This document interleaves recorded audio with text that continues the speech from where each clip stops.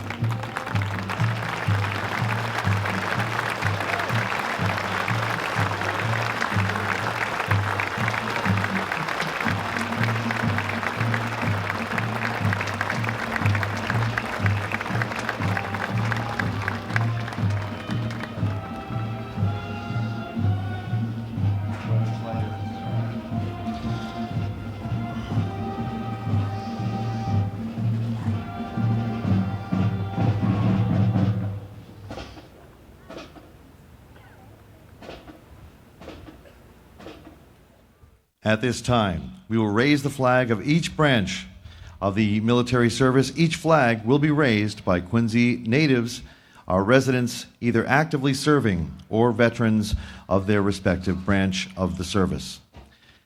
Navy Band Northeast Trident Brass Quintet will perform each service song as the flag is raised.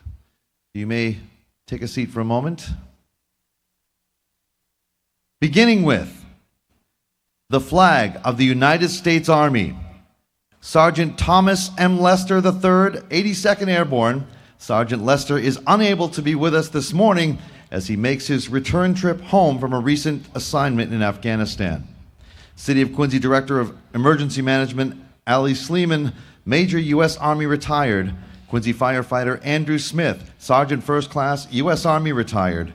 And Quincy Veterans Services Administrative Assistant Elizabeth Chencharik, Specialist, U.S. Army Reserve, 2002 to 2006. I would ask all veterans of the United States Army in attendance, please stand as we raise your flag.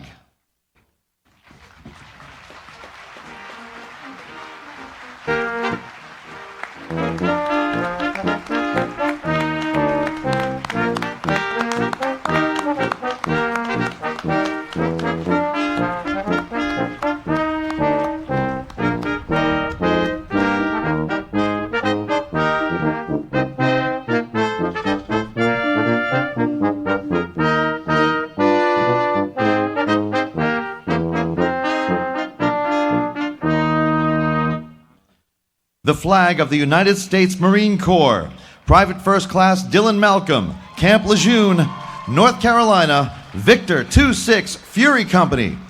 Robert L. Curry, Sergeant, 1962 to 1966, Vietnam, United States Marine Corps. Department of Public Works Engineer, Mark Villalpando, Corporal, 1984 to 1988, U.S. Marine Corps. I would ask that all veterans of the United States Marine Corps in attendance please stand as we raise your flag.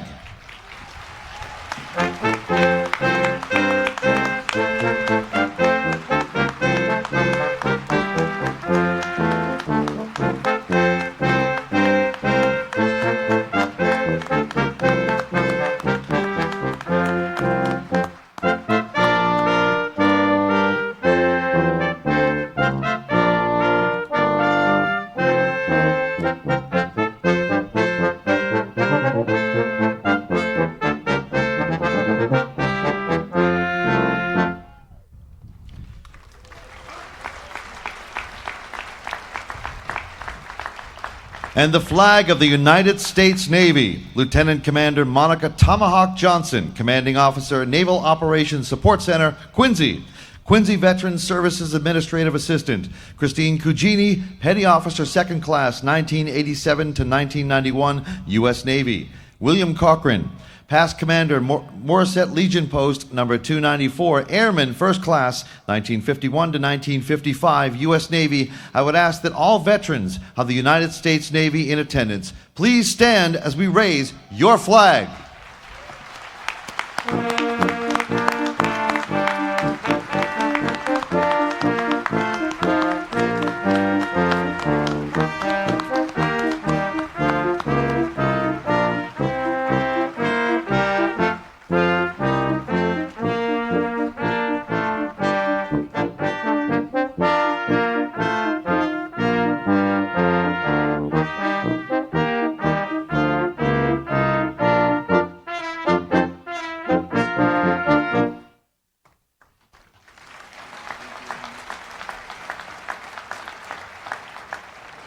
And the flag of the United States Air Force, Lieutenant Colonel James S. Cohane, North Quincy High School graduate, IMA to the Commander 19th Weapons Squadron, U.S. Air Force Weapons School, Nellis Air Force Base. Russell DeBona, Master Sergeant, Vietnam, 1968 to 1994, U.S. Air Force. John P. Jake Comer, past National Commander, American Legion Airman, 1st Class, 1951 to 1955, United States Air Force. I would ask that all veterans of the United States Air Force in attendance please stand as we raise your flag.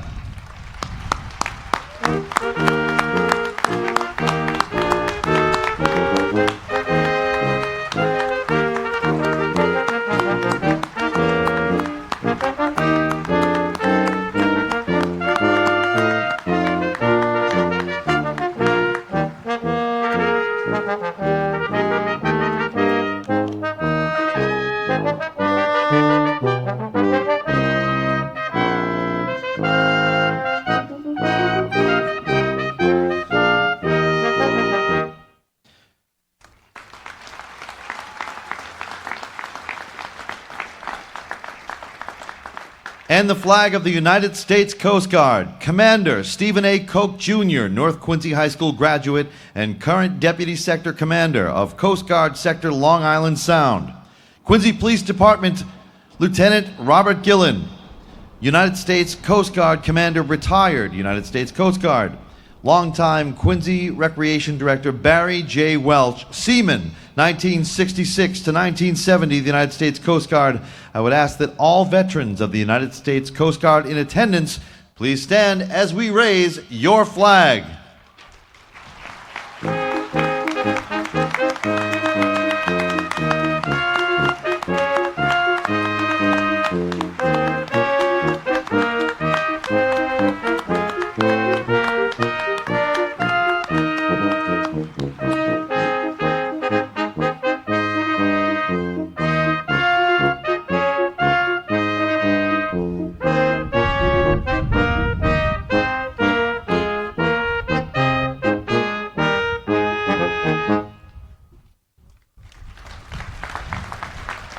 the 5 branches of our armed services, ladies and gentlemen.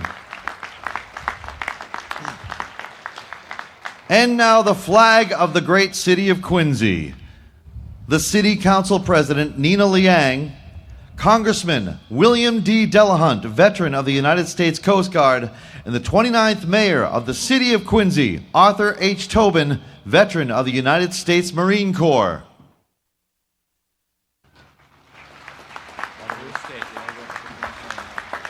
And the flag of the Commonwealth of Massachusetts, the Speaker of the House of Representatives, Ron J. Mariano, State Senator John F. Keenan, Attorney General Francis X. Bellotti, U.S. Navy veteran, World War II frogman, United States, the North Quincy High School and Harvard University athletic and academic standout, Attorney Thomas R. Kiley, U.S. Army veteran, Vietnam. And ladies and gentlemen, the flag of the United States of America. Joseph F. Dunford, Sr., Sergeant, United States Marine Corps, 1948 to 1952. Joseph F. McConville, Petty Officer First Class, U.S. Navy, 1951 to 1954.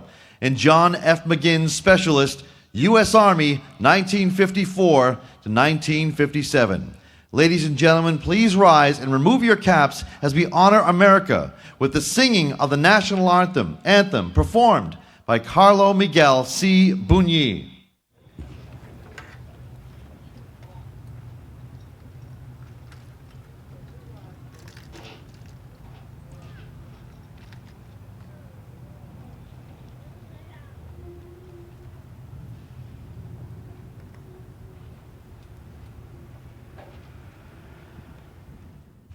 Oh, say, can you see by the dawn's early light what so proudly we hail at the twilight's last gleaming, whose broad stripes and bright stars through the perilous fight o'er the ramparts we watched were so gallantly streaming, and the rocket's red glare, the bombs bursting in air, gave proof through the night that a flag was still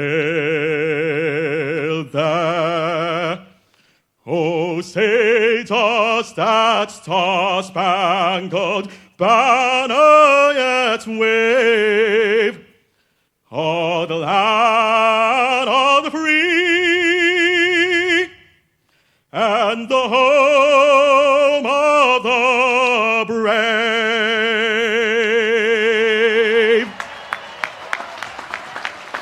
Carlo Bunyi.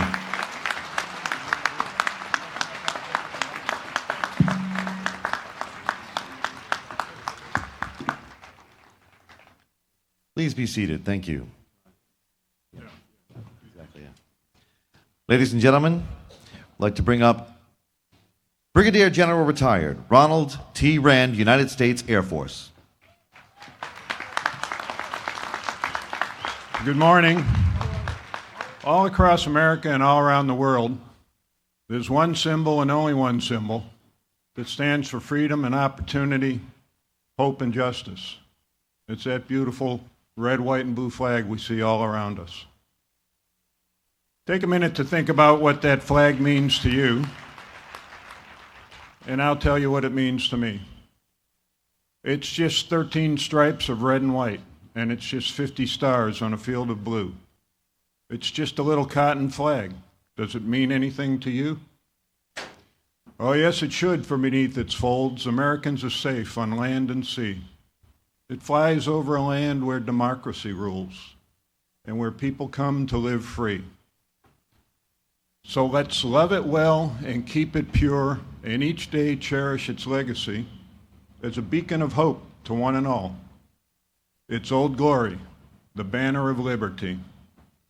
Now, I'm told there are some World War II veterans here.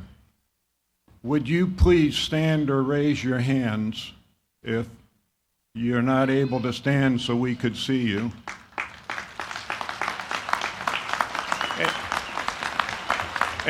And would everyone else stand and join the World War II veterans?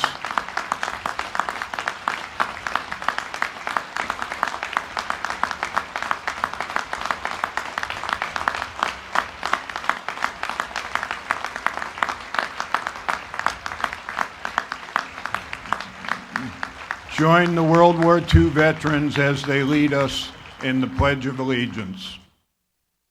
I pledge allegiance to the flag of the United States of America and to the republic for which it stands, one nation, under God, indivisible, with liberty and justice for all. Thank you. Thank you, men.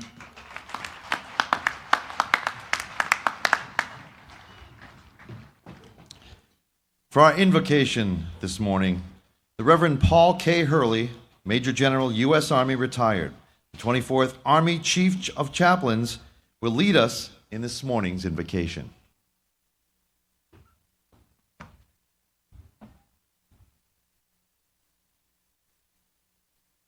Let us pray. As we place ourselves in God's presence at this time, we remember His words. No one can have greater love than to lay down his life for his friends. We ask you, Lord, to keep us mindful, to keep us grateful at this moment in time for all those who give themselves, who have given their lives in the ultimate sacrifice, for the many gifts that you instill upon all of us, the gifts of freedom, the gifts of courage, the gift of love for one another. Lord, we ask you to send your Spirit here upon all who are gathered, that we may come to know you more fully through those that we honor today. And may this gathering be for us a source of strength in the future as we all continue to serve one another. And we ask all this in your holy name. Amen.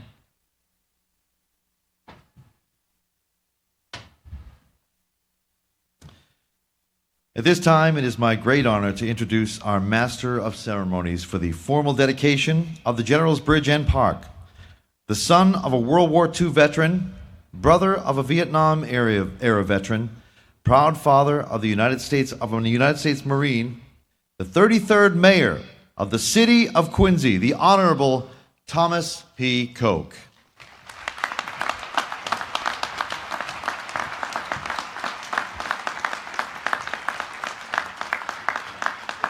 Thank you, Mark. Reverend clergy, distinguished generals, platform guests, my colleagues in government, veterans all, Quincy citizens, and beyond, a warm welcome to you as we celebrate America here this morning.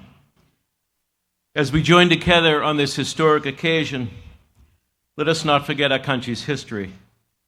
20 years ago today, on September 11, 2001, we tragically lost nearly 3,000 lives, 2,600 at the World Trade Center in New York, 125 at the Pentagon, 344 firefighters, 71 police officers, and 55 uniformed military personnel. We especially remember two lives with a connection to our city.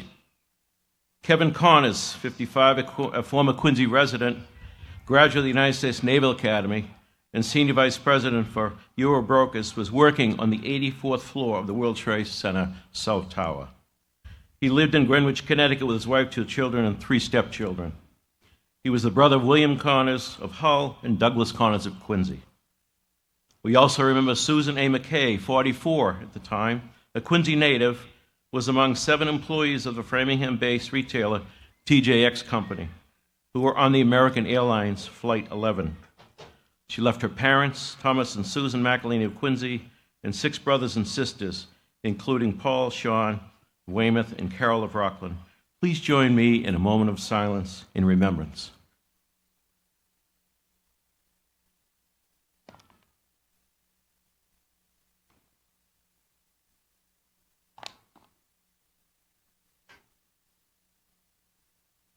Thank you. Governor Baker was to be with us this morning, but he is at the statewide 9/11 Remembrance. He was going to join us later in the program, but he is doing his duty as the governor of the Commonwealth of Massachusetts, and he'll be welcoming home at Logan Airport shortly U.S. Marine Corps Sergeant Johanna Rosario Picado of Lawrence, who was killed by a suicide bomb while posted near Cabell's Airport on August 26th. Please join me in a moment of prayer and silence for Sergeant Picado and the other 12 U.S. service members killed in that attack.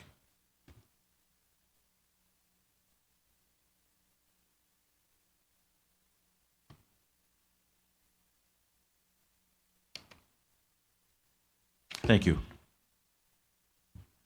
At this time, and I know a number of my colleagues and elected officials said, don't worry about us, it's about the military today. I'm going to ask you to hold your applause to the end, but I think it's fair in our democracy to recognize those elected among us. And I would say that, if not for their help and their support, none of this would have happened. So certainly leading our state delegation, we have the Speaker of the House. By the way, we have 18 generals from Quincy. Ron Mariano is the third Speaker of the House. He broke the curse. The last one was John Hancock. Speaker Mariano. And of course, the members of the delegation, we have Senator John Keenan, Representative Bruce Ayers, Representative Taki Chan, Representative Dan Hunt.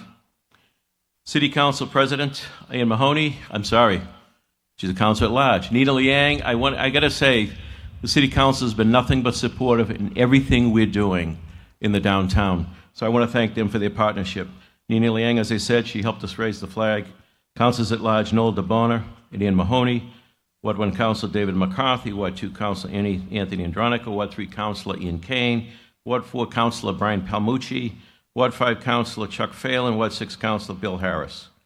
I also want to recognize our members of the school committee, Paul Brigoli, Frank Santoro, Emily Lebo, Kathy Hubley, Courtney Perdios, and Doug Guttrow. I mentioned the state delegation. I know we also have some folks from our county, as well as, I should say, we have a second state senator in Quincy. It's actually Walter Timothy from Milton. He's always in Quincy. Our county officials, County Commissioner Joe Shea, Register of Deeds Bill O'Donnell, District Attorney Mike Morrissey, Treasurer Mike Bellotti, Sheriff Pat McDermott. I also want to recognize a former councilor, former district attorney, and former congressman, Bill Dullahunt, and he was the first Quincy native since John Quincy Adams to serve the district as a congressman. We have former state treasurer, former county treasurer, and former city councilor, and current president of the Quincy Chamber of Commerce, Tim Cahill. Please join me in a round for their participation here today.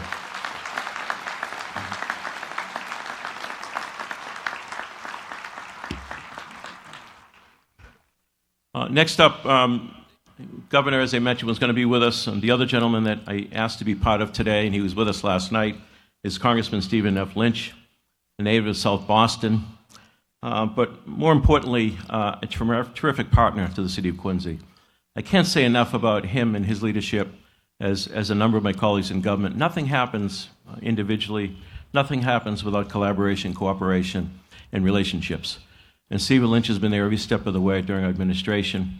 An amazing congressman representing our district and a great partner for the city of Quincy. I present to you Congressman Stephen F. Lynch.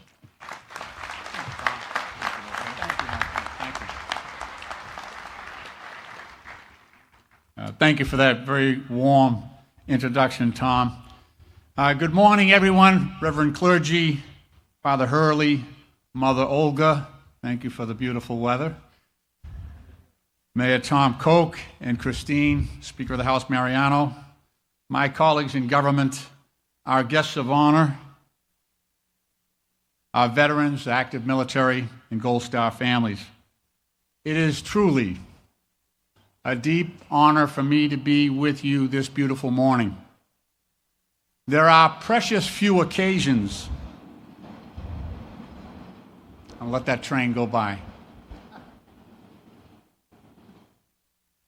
There are precious few occasions in the life of a nation when within the borders of one small community, amongst a group of neighbors, friends, and families, it can be claimed and acknowledged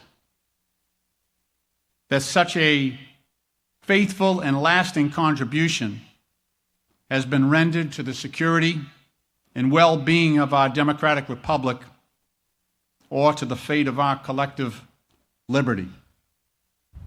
But here in Quincy, Massachusetts, this is one such occasion.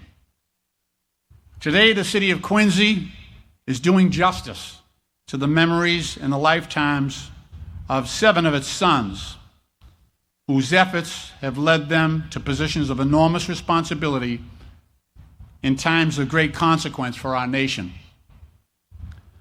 But today we honor more than the achievement of men to the rank of general. Instead, and more than that, we also honor the example provided by their parents and their families, and in some cases, generations, along with the people of this city, that led to a lifetime of discipline, commitment, and patriotism that lifted these men to positions of sacred trust. The men we honor today are not only the pride of Quincy, Massachusetts, they are the pride of our nation. And they have served as guardians of the very ideals of freedom and justice and equality that have been at the vanguard of what it truly means to be an American. As someone who never served in the military, who never shared that high honor, I would like to thank all of those who have, our veterans, and all those who do, our active military. I'm especially thankful to General Joe Dunford and his fellow commanding generals in Iraq and Afghanistan, General George Casey, General David Petraeus, General Ray Odierno, General Stanley McChrystal, General Lloyd Austin, and our friend General John Kelly, for enabling me to bear witness to the challenges of our Marines, soldiers, airmen, and sailors on the ground in Afghanistan and Iraq, and allowing me to fully appreciate the depth of their service and their courage. And lastly, I would like to thank my friend and our mayor, Tom Koch. You know, sometimes in the midst of busy lives with competing demands of modern daily life, it's easy to forget.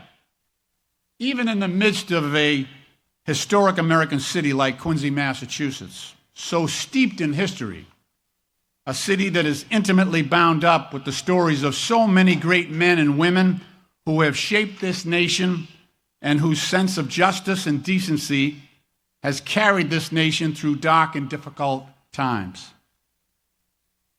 In today's society, even in Quincy, one might be forgiven if we were to fall into the habit of taking our history for granted. But not on Tom Koch's watch.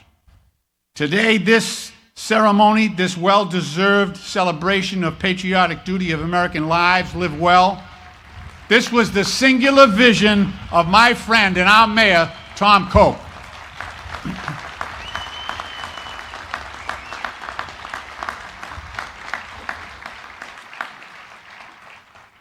What we see today and what we saw last night is in part an expression of Tom Koch's loyalty to these men, to their families, to his own father, and to the people in the city of Quincy.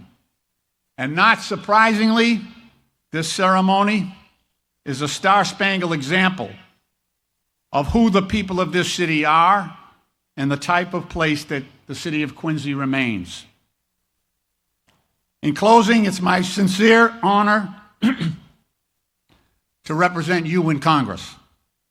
May God bless our veterans, our active military, and our Gold Star families, and may God continue to bless these United States of America. Thank you.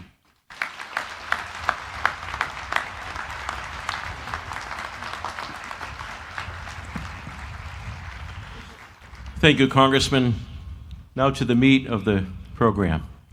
The 7 living, 7 contemporary modern time generals we're honoring today. First up, in remembering Major General Stephen Keefe, Jr., we have his son, retired Major David Keefe, United States Air Force Reserves. Major Keefe served in the Air Force Reserves from 1971 to 1986 and was Reserve Chief of Public Affairs at Westover Air Force Base.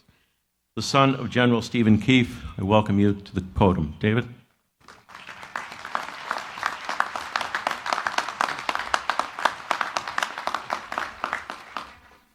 Good morning, everybody. Mayor Koch and distinguished guests, my wife Julie and my son Ben and our friends, my brothers Mike and Steve, and families. Today we remember Steve Keefe, who attained the rank of Major General in the Air Force Reserves. Steve served honorably in World War II, Korea, and the Cuban Missile Crisis, and was the sole practice attorney in Quincy for over 40 years. Before I go any further, I want to thank Jim Larkin, who is from an old Quincy family. Jim alerted me to this activity and did the legwork on my dad's background. Jim was a Marine officer, served in Korea, combat officer, and went on to lead American Express as the vice chairman of International. Thanks, Jim. You can always count on a Marine to come through. Steve would have loved today. I won't dwell on Major Keefe's service. His service record is detailed in your program. His life was interrupted, and this is I think a testimony to the kind of challenges that anybody in the military goes through. With a call to service 3 times in addition to balancing a law practice and military commitment. There were also 2 bouts of cancer that slowed him down, but Steve came back every time until his retirement, lived to the age of 93.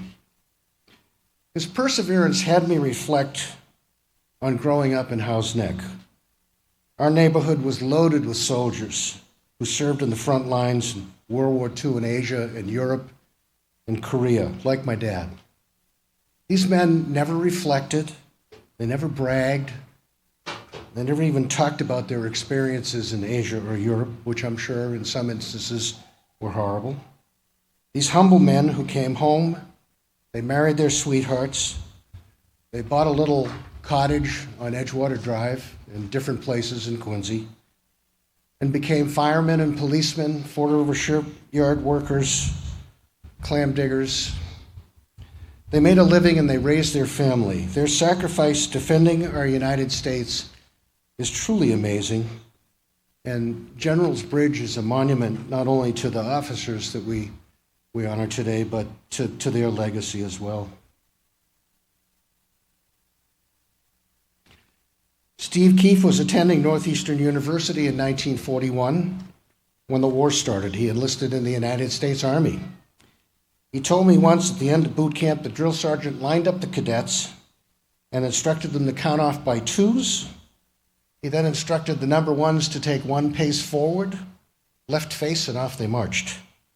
The drill instructor then informed the remaining cadets they were now in the U.S. Army Air Corps. Steve trained in flight school in Miami Beach and Waco, Texas, and began a 40-year career that ended with Steve's retirement at McGuire Air Force Base as Deputy Commander of the 21st Air Force. Steve loved the Air Force Reserves.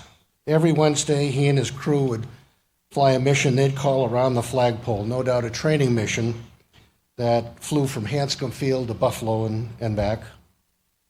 In a small testament to irony, my wife Julie's dad, Captain Paul Sullivan, served under Commander Keefe during his time in the Air Force.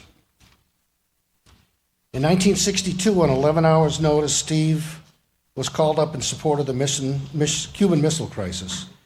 His unit, the 901st Troop Carrier Wing, was flying the C-119 boxcar. This aircraft was slow-moving, double fuselage, troop and material carrier. His entire unit reported, and they bivouacked to Central Florida, walked away from their families, and awaited their orders. Steve told me once his unit was going to be the first to drop troops, and he felt like there'd be losses. That's all he said. I'm not sure what old Fidel was thinking when he picked a fight with us, but these veterans of 2 wars were ready to serve.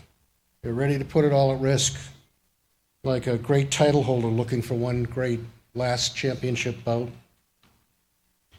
Too many times in Steve's life, his service and other challenges interrupted his life and business, but he pushed on, reinventing his opportunity. After marrying our mother, Mary Feely Keefe, in 1948, I was born in 1949, just as Steve he had to interrupt law school, and he was being called up to serve in Korea. Our mother and grandmother found a home on Rock Island Road and Howes Neck and settled in. I was 2.5 the first time I met my dad when he came home from Korea. Soon after, my brothers Mike and Steve were born, beginning our time in the Neck. During World War II, Steve would ferry C-47s and DC-3s from the U.S. down the coast of South America to North Africa. They had landed in Natal, Brazil, which is the closest point between the two continents, and traversed over the Sahara Desert. Navigation aids were poor in 1943, and Sahara is on the equator, which means your compass spins around in every direction. He told me once that feeling lost in the Sahara Desert was the scariest flying he ever did. The navigator would take a sextant shot from the cockpit to figure out some idea of where they were from. So in summary, luck, skill, and perseverance were the hallmark of so many of these soldiers and my dad, Major General Stephen T. Keefe's life. We're honored that Mayor Koch and the City of Quincy has bestowed upon our family this amazing honor, and we are incredibly happy and honored that our family can be part of this dedication. Thank you.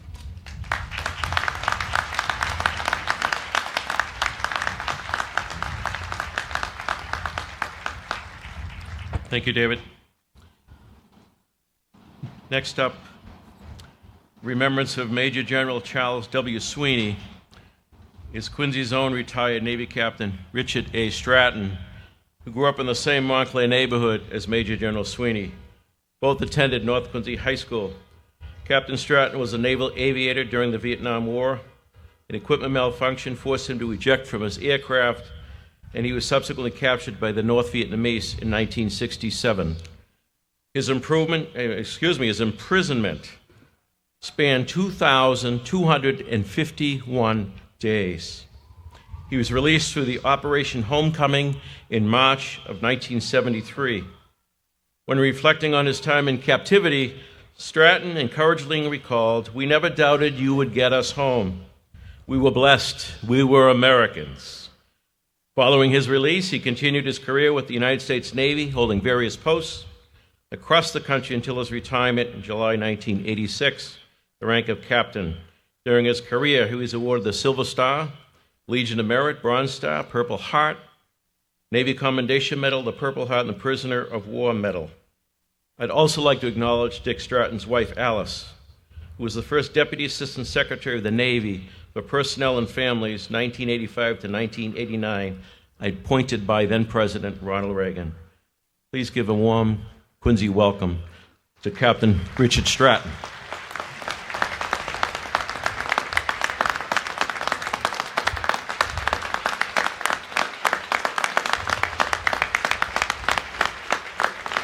Thank you very much.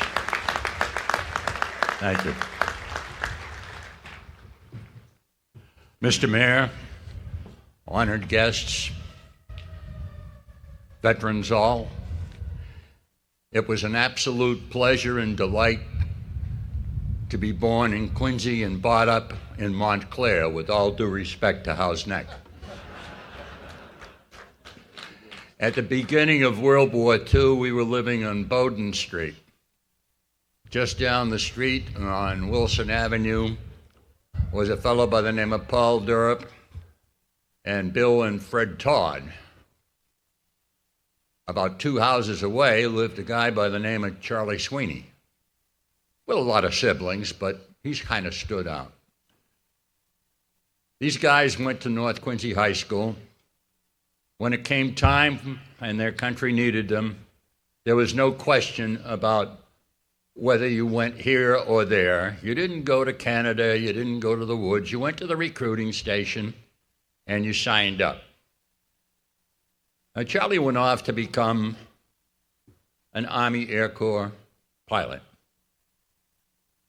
He ended up towards the end of the war flying a B-29 Superfortress. He was flying out of Tinian and had been specially trained for a mission to drop a secret weapon on Japan. was kind of interesting because nobody knew what the weapon was going to do. We only had 2 of them. The president had to make a wild decision and decided, well, we'd like to end the war and save maybe 1 million lives.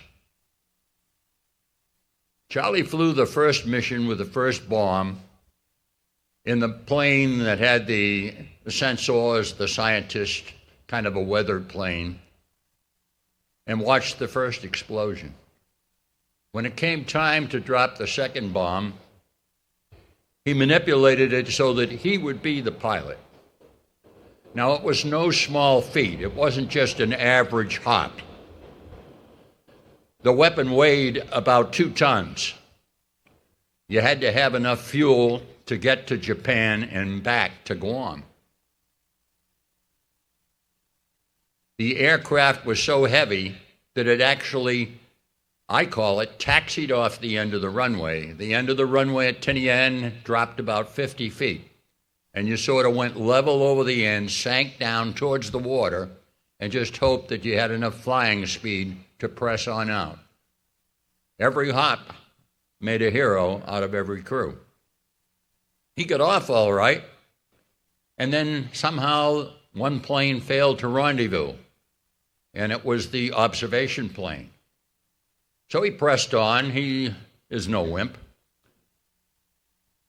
And then a fuel transfer didn't occur. Now, this kind of makes for a problem. It might get to the target, but you may not get back.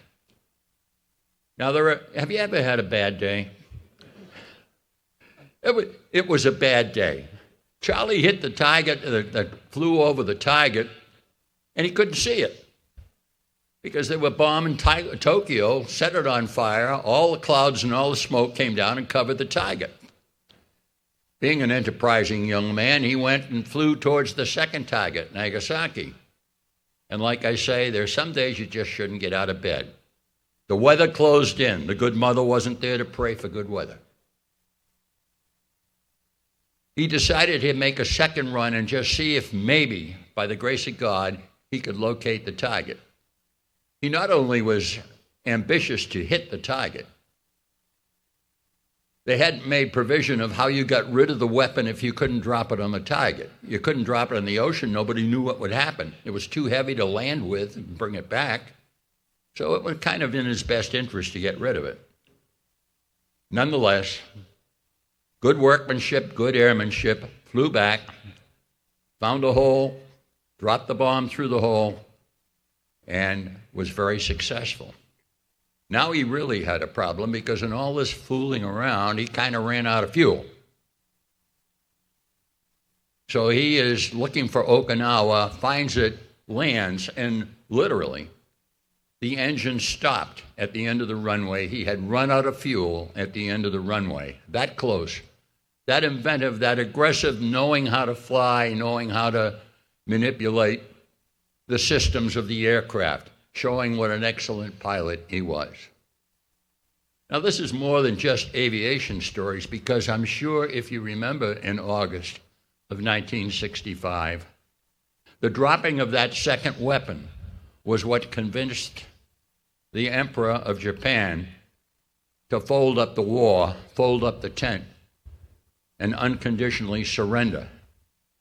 Now, when you get all the blather out of the way and take a look at it, my neighbor, Charlie Strini, right down the street in Montclair, is the man who won World War II.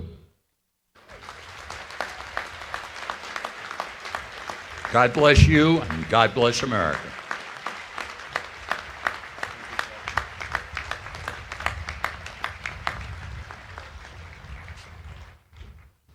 At this time, we begin to honor our 5 living generals who are all here with us today. Major General Francis M. McGinn is going to be introduced this morning. I would ask them to come to the podium. Miss Kaylee McGinn and Mr. Colin McGinn to introduce their father.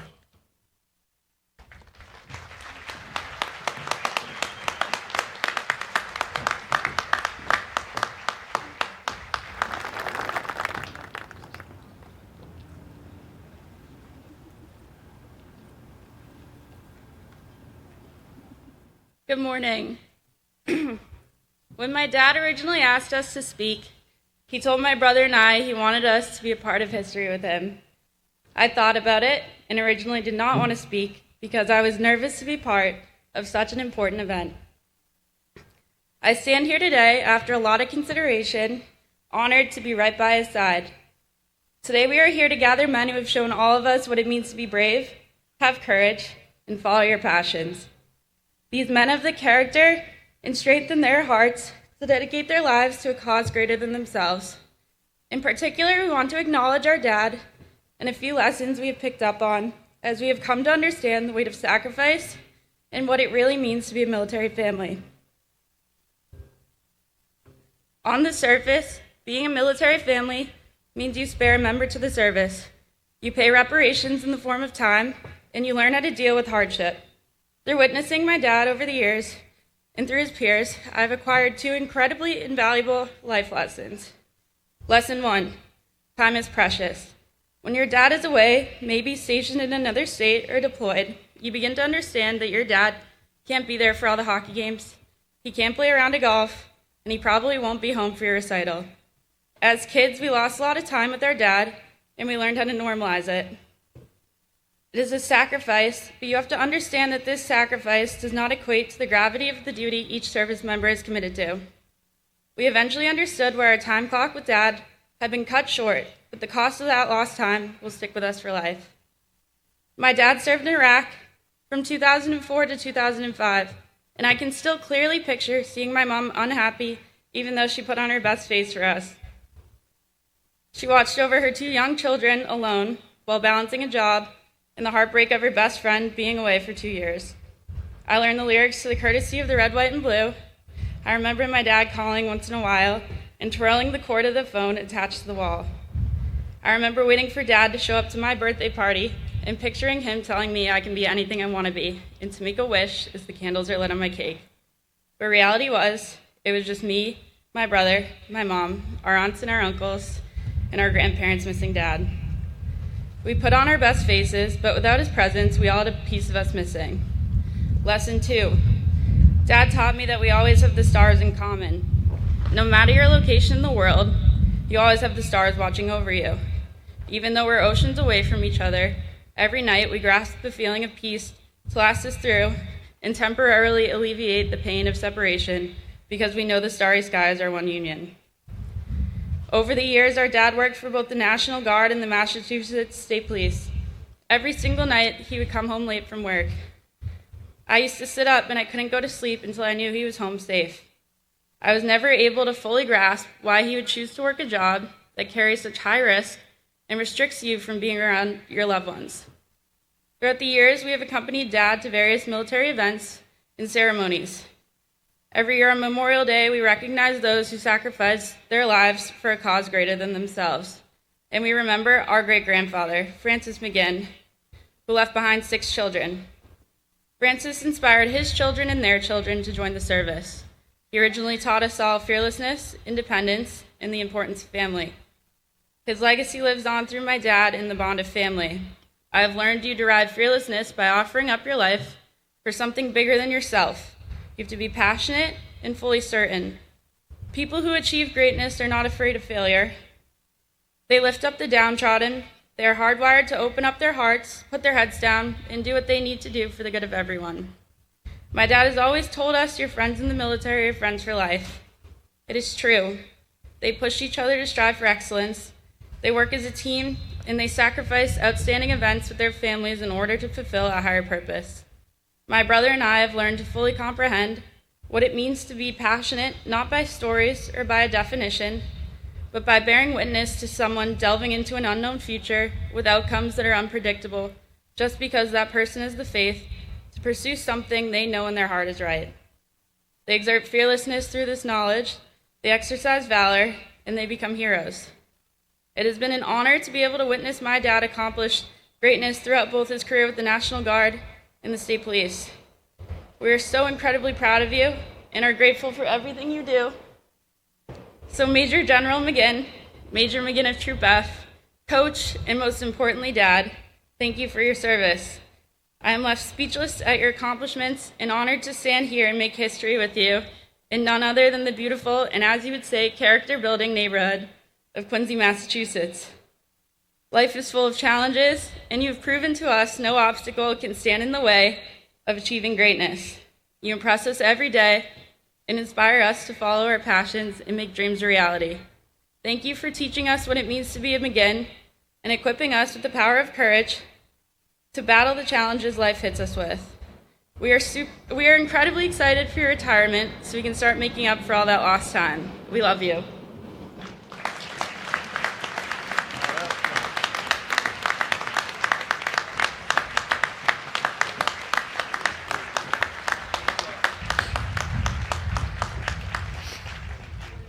They wouldn't let me see that before today, so might be a struggle. Good morning, everybody. Congressman Lynch, Mayor Koch, Generals Dunford, McConville, Sullivan and Reimer, elected officials, clergy, veterans, friends, family, good morning again. Let me begin again by thanking the veterans here today and the Gold Star families in attendance. Thank you for your service, sacrifice, and inspiration. I'm not crying yet, I'm just a runny nose. Mayor, thank you also for allowing me to speak before Generals Dunford, McConville, and Sullivan. They're going to be a tough act to follow, I know that. So I appreciate being able to go ahead of them. And Generals, thank you sincerely for your leadership in the Joint Force over the years. You're both icons, obviously, across the country, not just Quincy. To say being a part of this park and bridge among the group of generals being honored is humbling, is truly the understatement of a lifetime. When notified of being part of this dedication and monuments, many words and thoughts came to mind. Disbelief, undeserving, confusion, surreal, just to name a few. The realization that this park and bridge will be around for future generations of our families only added to the overwhelming feelings. To say I took an unconventional route is the second understatement of the day. I enlisted in 1981 after graduating from Archbishop Williams High School for the education and benefits. I never in my wildest dreams thought I would stay past a 6-year initial enlistment, nevertheless 40 years. I soon realized I was part of something bigger than myself, and I was serving with others that shared that belief. A common bond existed with the units, and I enjoyed working alongside other Guard soldiers that came from all walks of life, but shared in the patriotism of serving. If you'll indulge me a little bit, I'm going to talk about growing up in Adams Shore, because I think that's to define the character of a lot of us. It certainly shaped who we were as kids and young adults. There was probably 25 to 30 kids in the same age group who would get together to play street hockey, stickball, so-called touch football in the paved hunting schoolyard, and full tackle football without pads, of course, on the grass field at Broad Meadows Middle School. During the summer, the entire neighborhood, parents and kids would be at the Heron Road Beach with the coolers packed for the day. In the winter, the Quincy Fire Department would flood the tennis courts on Heron Road to create a skating rink for hockey games. The Quincy Recreation Department provided structure for us during the day and operated a boat for water skiing on Quincy Bay. We had Dead Man's Leap, where you would jump off the seawall on Shelton Road, having to clear the rocks below. When we got older, we would go over to Palmer Street and jump off the boathouse roof into the back river, and eventually graduated into the Quincy Quarries. It was graduate level at that point. We were very proud of our neighborhood, with adjacent rivals being Howes Neck, Germantown, and Marymount. Sorry, General. And I guess Montclair, but we didn't venture off that far. One of our crew coined the phrase, "Adams Shore isn't a place, it's a state of mind." That was Brian Foley. In the evenings, you could hear the parents telling the kids' names to come home for dinner. There were no cell phones, there was no social media. You left the house in the morning and came home for lunch and dinner. The Foley house was a regular hangout for many of us, where the occasional spontaneous wrestling matches would erupt.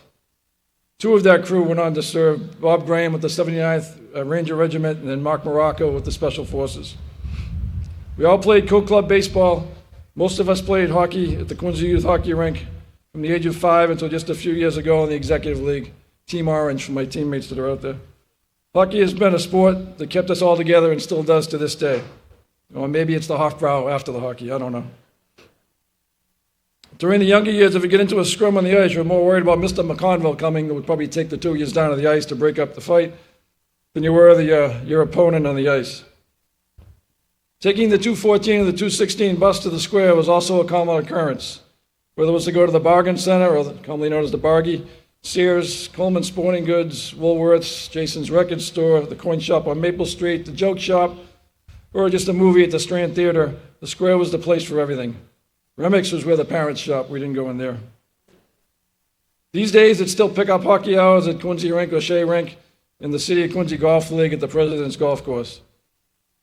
I offer this trip down memory lane to highlight that Quincy is a special city. The city provided many opportunities for us as kids and young adults. We learned to deal with conflict at a young age and probably inadvertently learned many lessons in leadership along the way. The significance of this memorial has weighed heavy on my mind since the inception, and I know how my presence as part of it I would like to be reflected. I hope that as part of this memorial I represent those members of the National Guard that have gone before me, some paying the ultimate price for our freedom, those currently serving, and those that will follow. One of those, as my daughter Kaylee alluded to, is my grandfather and namesake, First Lieutenant Francis M. McGinn, a City of Boston school teacher, was a member of the National Guard's 101st Infantry in Dorchester, Mass. He was mobilized to active duty during World War II and ended up in the 767 Tank Battalion during the invasion of Leyte in the Philippines. On October 25, 1944, he was killed in action as they were advancing from the beachhead, leaving his wife Lillian and 6 children in Dorchester. Notably, all of the boys would go on to serve. My father John in the Army, as we heard earlier. My Uncle Arthur fought in the Korean War. My Uncle Timmy did numerous tours in Vietnam and had a long career, and Uncle Kevin in the Navy. There are many families with similar stories during that era and even today. This park and bridge represents their honor and their sacrifice. I would also like my place here to represent those guardsmen and women serving today. In the Massachusetts Army Guard alone, over 11,600 have deployed overseas as part of ongoing operations since 9/11. The Guard has increasingly been called upon by Governor Baker and past governors for support to civilian authorities, whether it be for hurricanes, blizzards, tornadoes, wildfires out west, and over the past 18 months, domestic disturbances and support to the COVID-19 relief efforts. We stand by our motto, always ready, always there. We in Massachusetts are proud of our heritage as the nation's first among the 54 states and territories, dating back to the first muster on the Salem Green, December 13, 1636. Today's 20th anniversary of 9/11 is significant in that it changed the reserves from a strategic reserve to an operational force. No longer are the reserves a break glass in case of emergency force. They are intertwined in every aspect of today's services. I've had a front row seat during this evolution. The Guard I joined in 1981 is not the Guard of today. We owe a debt of gratitude to our families and our employers for their support to the increased commitment on our reserves. Let this bridge and park represent their contributions. As I rose through the ranks of the National Guard, I was presented with many opportunities that allowed me to continue to serve to this day. And none of us do this alone. There are mentors, peers, subordinates that make us who we are as senior leaders. The list of people to thank is too long to mention here today, but those that were instrumental know who they are, and some of them are here with us today. Non-commissioned officers at every level, from platoon, company, battalion, brigade, and division, have shaped who I am over the past 40 years. I cannot say enough about our country's NCO Corps. They are the backbone of our services and what separates us from our adversaries. Our soldiers, sailors, Marines, and Coast Guardsmen and airmen inspire us to lead and challenge us to be our best every day. This monument reflects their service. Our peers challenge us along the way and provide counsel and guidance. Some are here today to include Colonels Bill O'Brien and his wife Chris, Colonel Randy Cadera, his wife Diane, and Colonel Mike Koski and his wife Katie. Bill and Mike are both Quincy residents as well. The 30 ingredient of those senior mentors along the way, again, many to thank. Not here today, but a key mentor of mine, Lieutenant General retired Scott Rice, former Director of the Air National Guard and former Adjutant General, and Major General retired Gary Pappas, and I think he's here in the crowd somewhere. Unable to make it this morning is the current Adjutant General and good friend of mine, Major General Gary Keefe. But I'd like to thank him for the 54 Regiment, sending them the salute we're going to get from the artillery later on, and the flyover of the 104th Air National Guard Fighter Wing. As I mentioned, none of us are able to do what we have done alone. The foundation is our families. My parents, John and Kay, provided that love and support while raising me and my 2 brothers, Sean and Danny. Sean also served in the Army as an intelligence officer. In the Marines with chasing Dan for years, but could never catch him. so we ended up embarking on a career with the state police. John and Kay shaped the three of us as individuals, and I can't thank you both enough for that. Lastly, but certainly not least, is my wife Carrie and children Kaylee and Colin. Supporting my two careers and the many times Carrie being the single parent during my absences is not an easy task, and I can't thank you enough.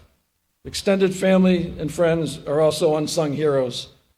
My in-laws, the Mackeys, are always there during my absence, and my good childhood friend Mark Foley would just come by and plow the driveway and shovel, not even saying he was coming by.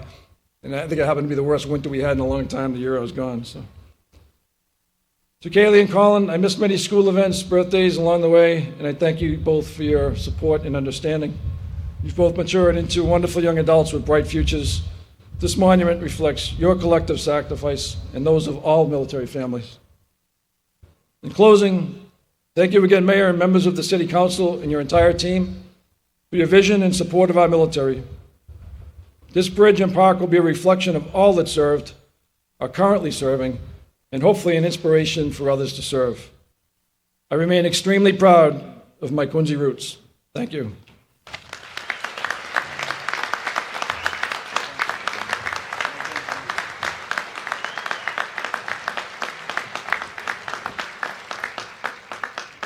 Thank you, General McGinn. Next up, we're going to be hearing from Brigadier General Ronald T. Rand, one of 12 kids from the Point. General McGinn, General Rand, General McConville, General Dunford have all been Grand Marshals at our Flag Day Parade. But I must say that we never had a party like we did after a Flag Day Parade with the Rand family. So here introducing General Rand to his wife Bernie and daughter Emily.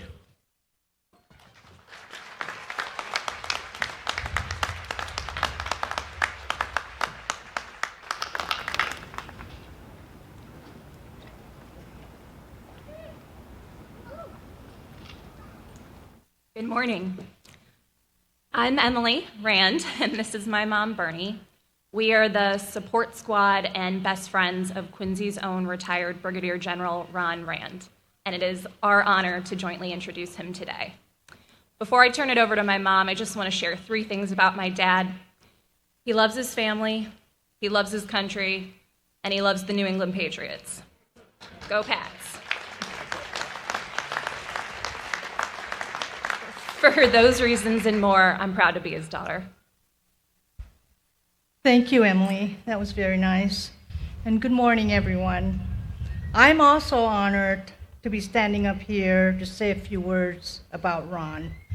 I could tell you many stories about Ron's life, his childhood, his family, as a husband, father, and the impacts he made throughout his military career, but it would take all day.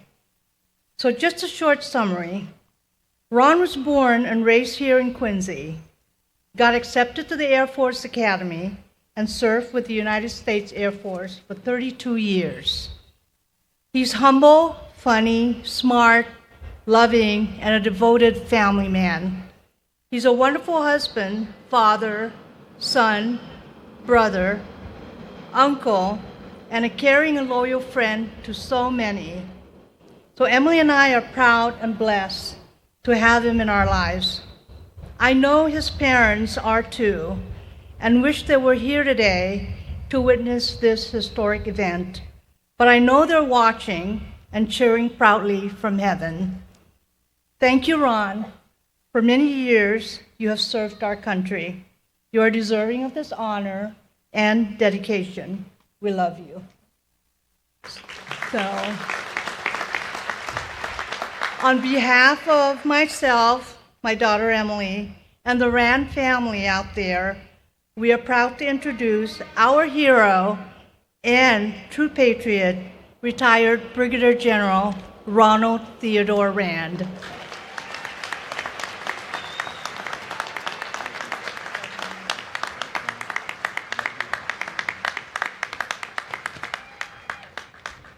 Thank you. Good morning. Mayor, is that why we didn't have any beer over there this morning? I have lots of people I want to thank, but I want to start with you, Mr. Mayor, and your city council and your staff. What you've done here with this bridge and this park and this celebration of military service the honor you've bestowed on us while building on Quincy's rich tradition of honoring her veterans. It's remarkable and it's humbling. And from the bottom of our hearts, my family and I thank you.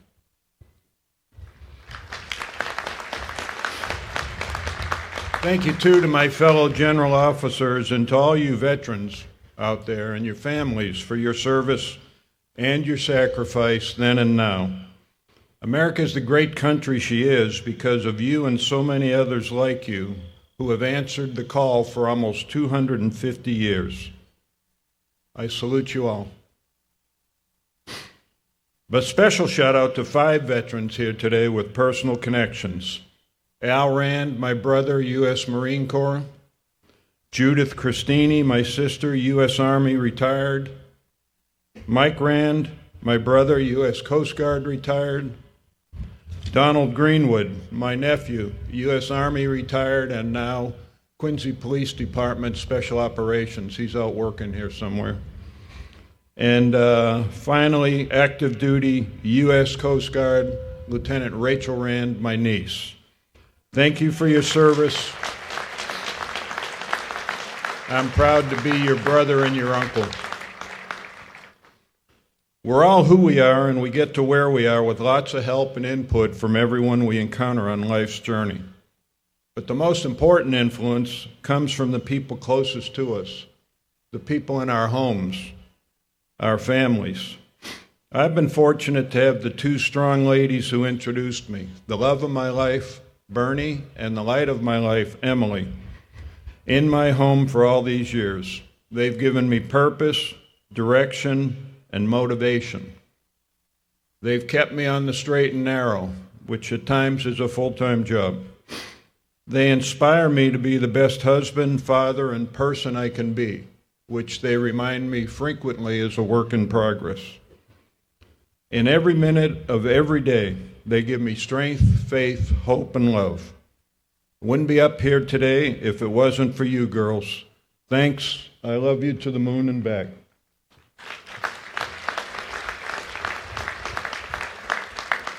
I never had a son, but for almost 2 years I've had a son-in-law. He's Chris, and the love and strength and patience I see in his relationship with our daughter and with us is amazing. He's fun and he's funny. He's smart and he's kind, and he's easy to hang out with. Thanks, Chris. You're the best.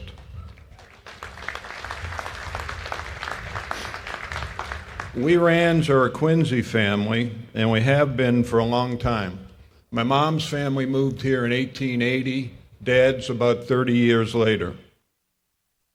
I was raised in Germantown and The Point.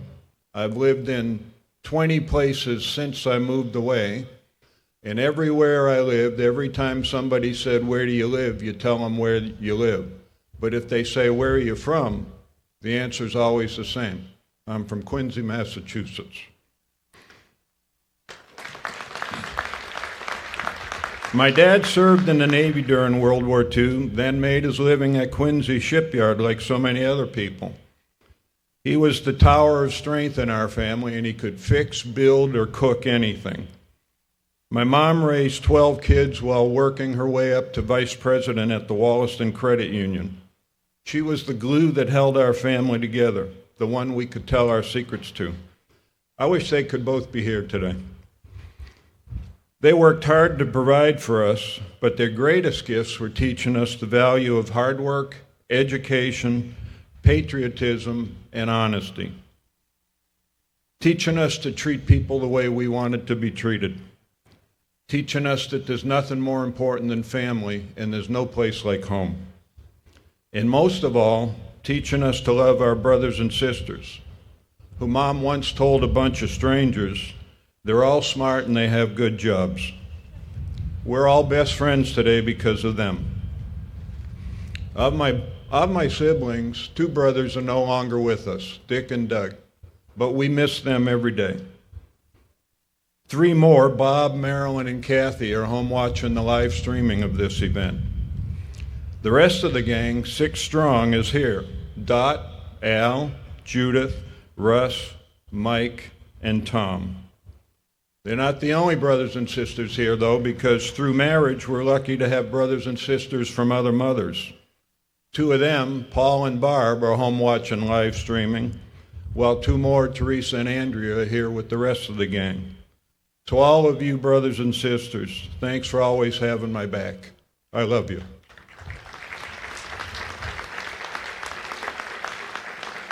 And to the nieces and nephews, cousins and friends who came from near and far to help us celebrate this special occasion, thanks.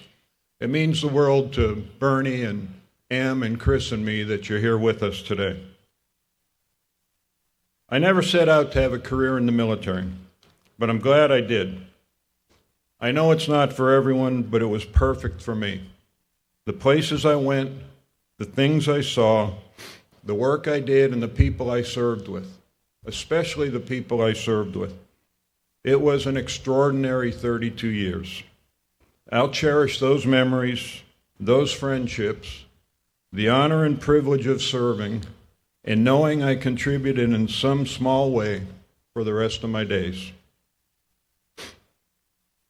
20 years ago today, I was in the Pentagon when terrorists crashed American Airlines Flight 77 into our building. That act and similar attacks in New York City and Pennsylvania kicked off the longest war in our nation's history, a war that tragically still fighting today. Regardless of your politics, the men and women on the front lines of our national security and their families need and deserve our support, our respect, and our thanks every chance we get. Thank you. May God bless our troops and their families. May God bless all of you, and may God always continue to bless these United States of America.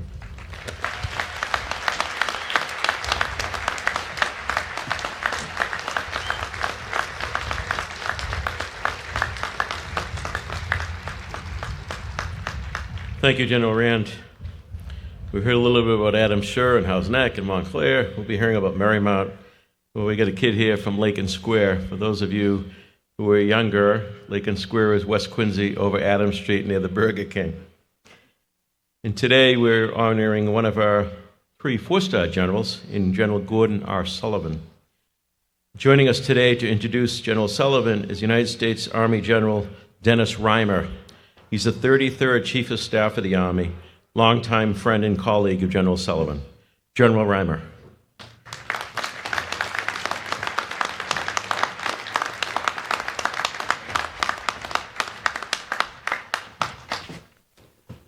Mayor Koch, distinguished guests all, ladies and gentlemen. It's a real honor to be here today and to be in this great city. But let me first of all start off and thank Father Hurley for his invocation. I've known Father Hurley when he was Chief of Chaplains at Fort Myer. I've gone to his masses. And I can tell you, you never knew what you were going to get at the homily, but you knew you were going to get a steady dose of God's country. And God's country was right here. So it's nice to be able to come here and validate that he was correct. Mr. Mayor, it's also nice to be in this city and be a part of what you're doing here. I know you're justifiably proud of your unique place in history and all that has taken place here since 1625. It's an amazing situation. I thank you for your tribute to the generals, the soldiers. The dinner last night and the ceremony here today were just amazing. I truly appreciate the city of Quincy, and I've been here for less than 24 hours, but if I was younger, I'd try to move back.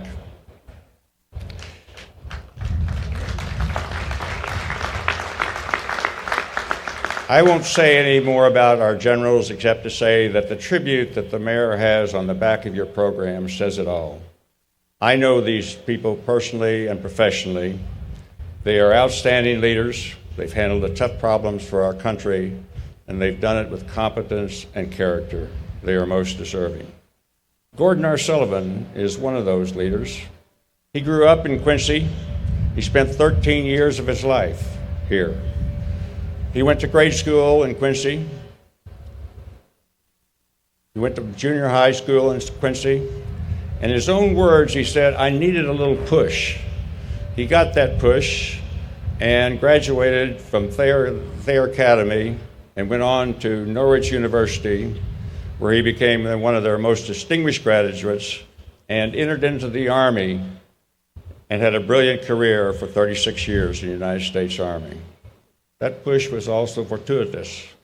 In 2003, General Sullivan received the prestigious Thayer Award given by West Point for the individual who best exemplifies the competence and character associated with the West Point model, duty, honor, country.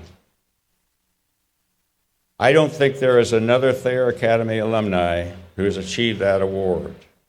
But what I do know is that he joined an elite list of recipients, people like President Dwight David Eisenhower, President Ronald Reagan, and Presidents Bush 41 and 43.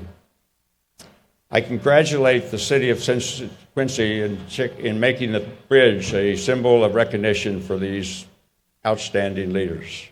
You know, a bridge is something special because it allows you to go where you want to go. We experienced that in the Army. We experienced the need for a bridge that took us from the fall of Saigon in 1975 to the Berlin Wall in 1989. General Sullivan was one of the key leaders that led us through that period of time. The period is based upon changing the Army from a draft army to a volunteer army. It was based upon recruiting quality soldiers who have always been our hallmark. They are our credentials. And it was based on tough, realistic training. That Cold War Army won the Cold War and a decisive victory in Desert Storm.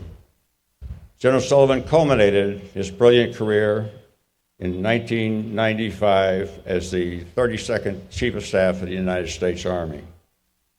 I would say, as was said last night by General Dunford, that you could say that General Sullivan contributed almost more in retirement than he did during active duty, and that's a high bar.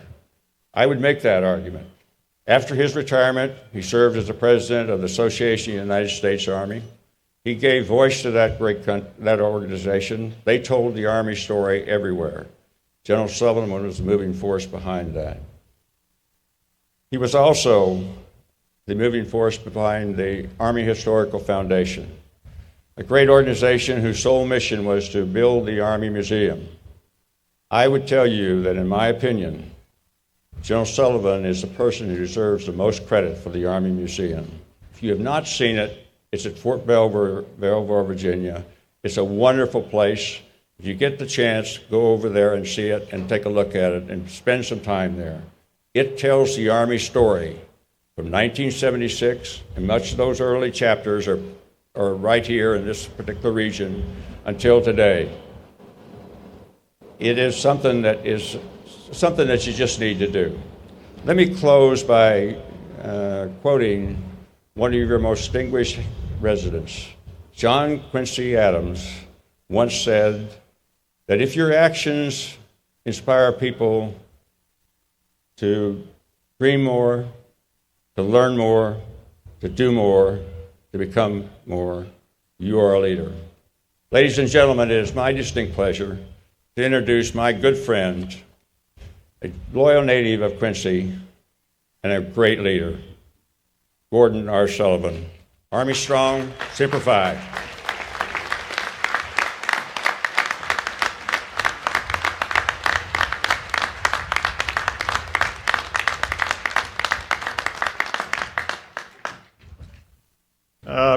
Denny, thanks a lot. You're a great soldier. Mr. Mayor, members of the City Council, I don't know where they are out there. Oh, hey, folks. I'll try to be short. I want to thank, by the way, I grew up, Gordon Street's right up there. And my great-grandfather settled in Quincy in 1871. after emigrating from Scotland and worked for the granite business until his death. He was a stone cutter, and I have some of his stuff as souvenirs. I want to thank the mayor and the citizens of Quincy for the honor of once again making me a permanent part of my hometown. I used to be with Grossman's right over here unloading freight cars, and a day like this, try it. And I worked for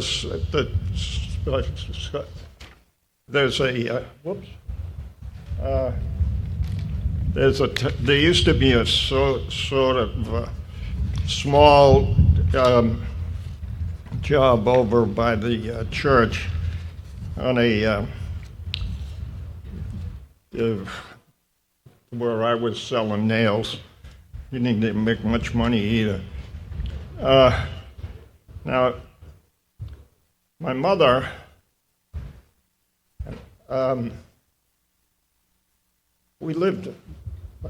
was born in Boston, not Quincy, but I stayed there. She told me that I was in a hospital because she needed to go there, and she brought me back here to Quincy for 3 days after I was born.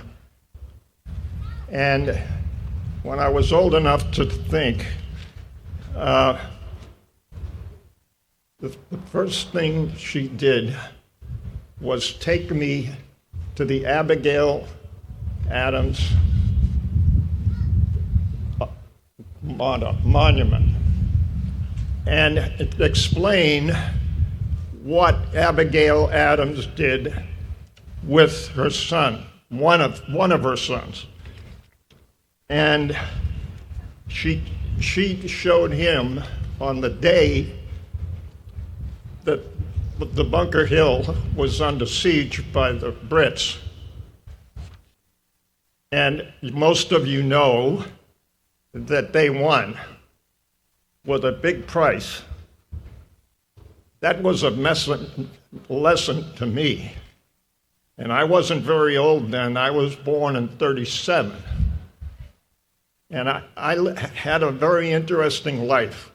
I lived on Hilda Street with my sister and my mother, and next door was my neighbor who worked in the Fall River during the war. And his wife would, if I was around in the yard doing nothing, she'd put me in her car, and we would go down to the shipyard when the ships came on. Now, I don't know whether she was taking me to keep him out of the pub, but by the way, this is Quincy. This is not, anyway, some of the best warships in the world were built in that shipyard. And for some reason,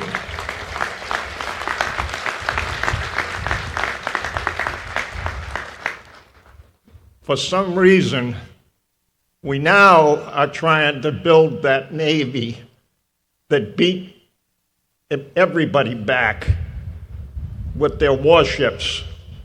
They're not little ships, they're warships. And that's what Quincy did. And down at Hingham, you know, you got to go ashore at Normandy. You don't just go, okay.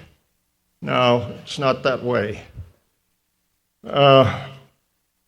Anyway, I saw Quincy men and women who contributed to the war effort with their sweat, and some of them probably paid the price at the yard itself, because it's not easy to build ships.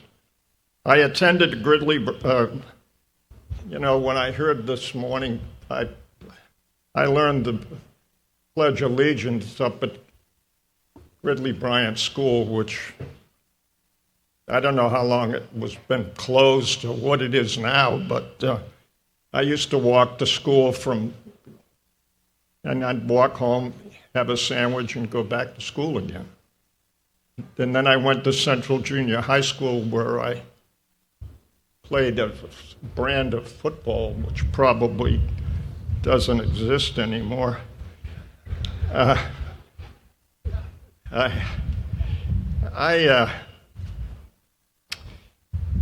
didn't work very well with the school system in Quincy. I flunked a course, and I told my mother I thought I'd get a apprenticeship down at Shipyard. And she, what? And she said, I got another idea, go to Thayer. So I did. And then I'm happy to say I was able to get a slot in Norwich University for 4 years, and I was the Dr. Snyder, where were you? 28 years he was the president of Norwich University, and he came here to see me.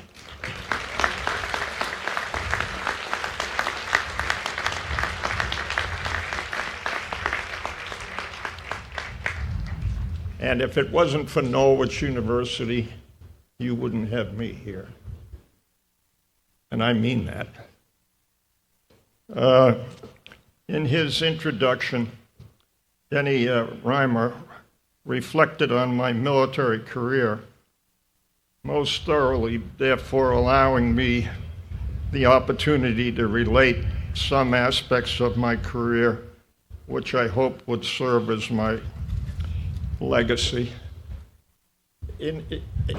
As the time passes, there was a political thing about mines, landmines.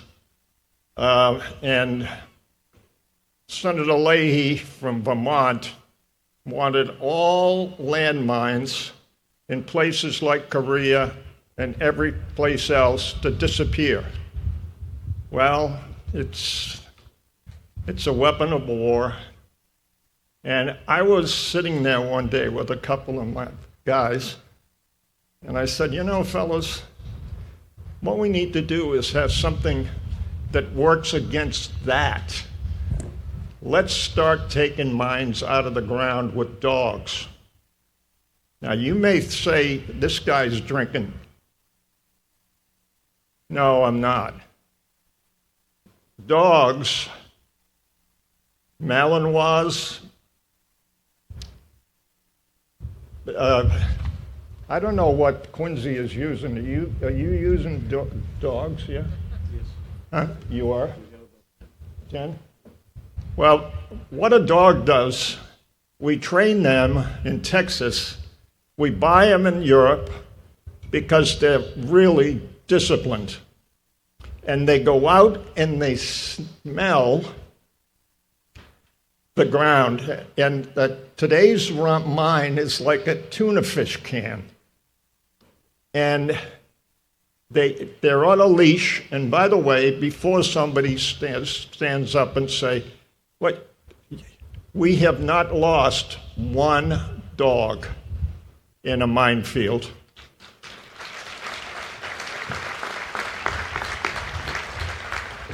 And let me tell you, if you want to know how most generals feel about mines, if they get a way to take the mines out of the field without killing people, that's victory.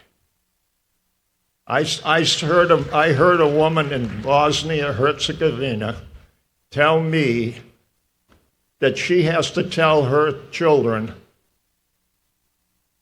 when they're home from school, do not go in that field because it's loaded with mines.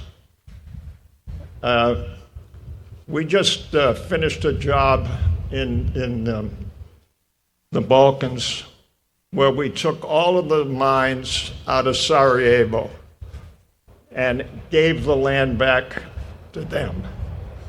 And that is really a feat. I knew at the start of my service as a second lieutenant that, and then I went to Korea. I knew that I was going to be a soldier. I knew it before when I got my commission. And there's some of my classmates out here, up at Norwich. And I went to Korea, and then I was a bachelor at the time. I was in a tank battalion. And the chief of staff at the time wanted people to go to Vietnam as people to teach the Vietnamese how to fight. Some of them didn't need to know much. They were pretty good soldiers, to tell you the truth. Okay, so I went through my career. I mean, I'm not going to go. If you want to read it, you read it. This was after the first Gulf War. I was the number 2 guy in the Army, and my job, the President Bush gave me the elder gave me the job of downsizing the Army. The Congress wanted money, money, peace dividend, a lot of money, spread it around, and I did that. And it wasn't easy. And that's some of what Denny was talking about. When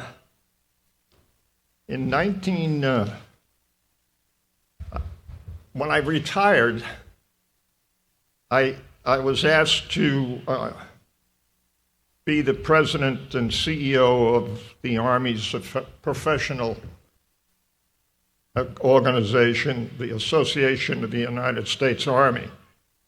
And that organization represents troops, whether, I don't care what they are. It's like our speaker last night said, we don't discriminate. If I'm in there fighting for pay or other things, so be it.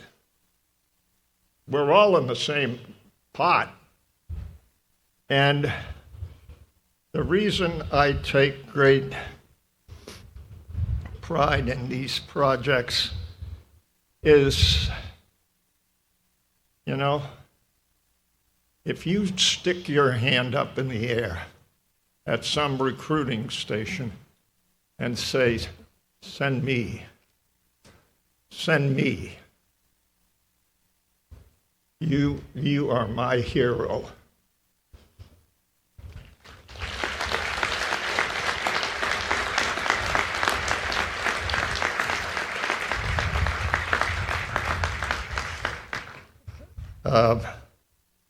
There's nothing like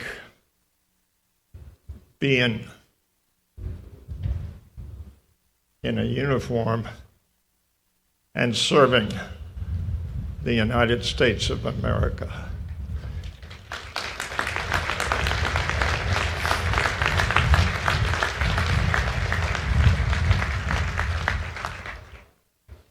I have told many people if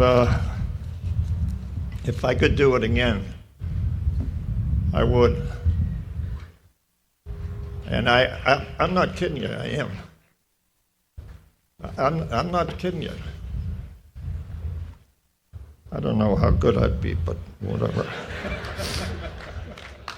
I'm 83, but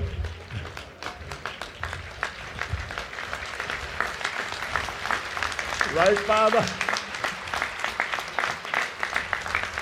By the way, I was born on the 25th of September. If anybody wants to send me a birthday card.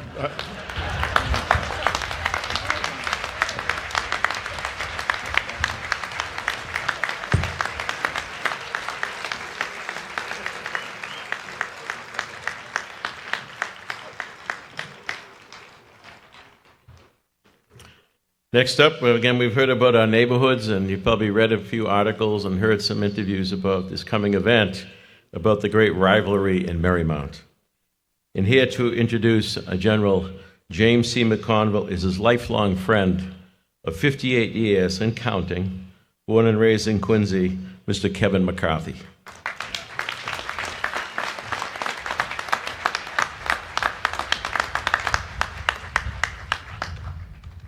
Good morning, Quincy. It's time for the Marymount part of the program. It is an honor for me to introduce General James C. McConville. I have the privilege of knowing the McConville family for close to 60 years. Strong, loving, and dedicated parents, Joe and Barbara, and Jim's 4 siblings, Joe, John, Paul, and Mary Kate, all of whom have made their mark in the world as leaders and achievers. Jim's family of today, his wife, Army veteran officer Maria, and their 3 children, all active duty Army officers, Michael, Jessica, and Ryan. Son-in-law, active duty Army officer Ryan, and daughter-in-laws, Air Force veteran officer Cassie and Tanya. Truly an inspiring story of one family's service to our country. Those of us raised in the Marymount section of Quincy in the 60s and 70s hit the jackpot. A nurturing community where families took care of each other. Granted, we were raised in simpler times with none of the electronic distractions of today's world. During what seemed like endless childhood summers, the only command from Mom and Dad when leaving the house in the morning was to come home when the streetlights were on. So that is what we did. But not before a day filled with baseball, street hockey, basketball, or the tradition known only to our neighborhood as Hillies versus Swampies. Joe Dunford and Jim can both attest to this neighborhood challenge played out every summer and passed down as time went on. It was during these competitions, along with the inevitable dust-ups that resulted, where we were all knocked down in some form or fashion. But more importantly, it was where we learned to pick ourselves up on our own. Through these experiences, we all came away with the essence of street smarts, awareness, composure, and humility. So when Jim left for West Point at 18 years old, 44 years ago, in the summer of 1977, our neighborhood and lessons learned went with him. Quincy is a part of his DNA. His illustrious military career and service to our country is one of the most amazing stories ever written. The Jim McConville I know is one of strong moral and physical courage. He is brave, cerebral, confident, decisive, empathetic, humble, loyal, and poised. It is my honor to present to you my lifelong friend, a great American, Quincy's own, the 40th Chief of Staff of the United States Army, General James C. McConville.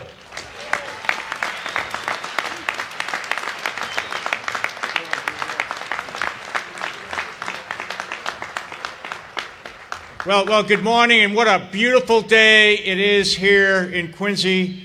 It makes me proud to be an American and proud to be from Quincy. You know, when I look around, I see all these great police officers, firemen, first responders who make our city, who make our country safe. So how about a hand for them?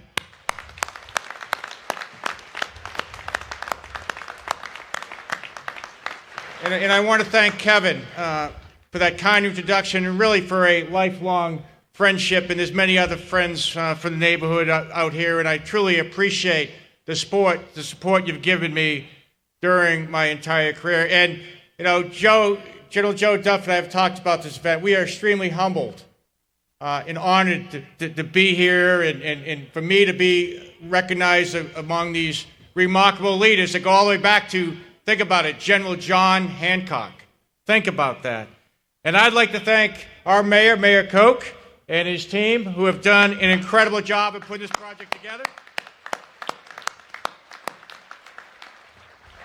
I'd like to recognize Congressman Lynch, who's here today, and I know that I had a chance to talk to the governor last night, and he wanted to be here, but he is doing very, very important work recognizing one of our fallen heroes. And also thanks to all our distinguished leaders in the city for being here.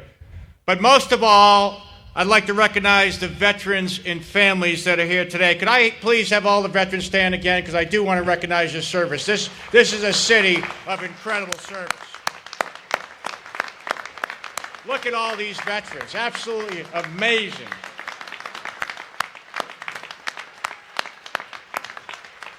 I want to thank you all for your service. I want to thank you for your sacrifice, and I want to thank you for your commitment to our nation and so proudly representing Quincy. You know, I know we have veterans from World War II, we have veterans from Korea, we have veterans from Vietnam, the Cold War, and most recently from Iraq and Afghanistan. And you are part of the 1% of Americans that have chosen to serve their country in the military. And you all did your job.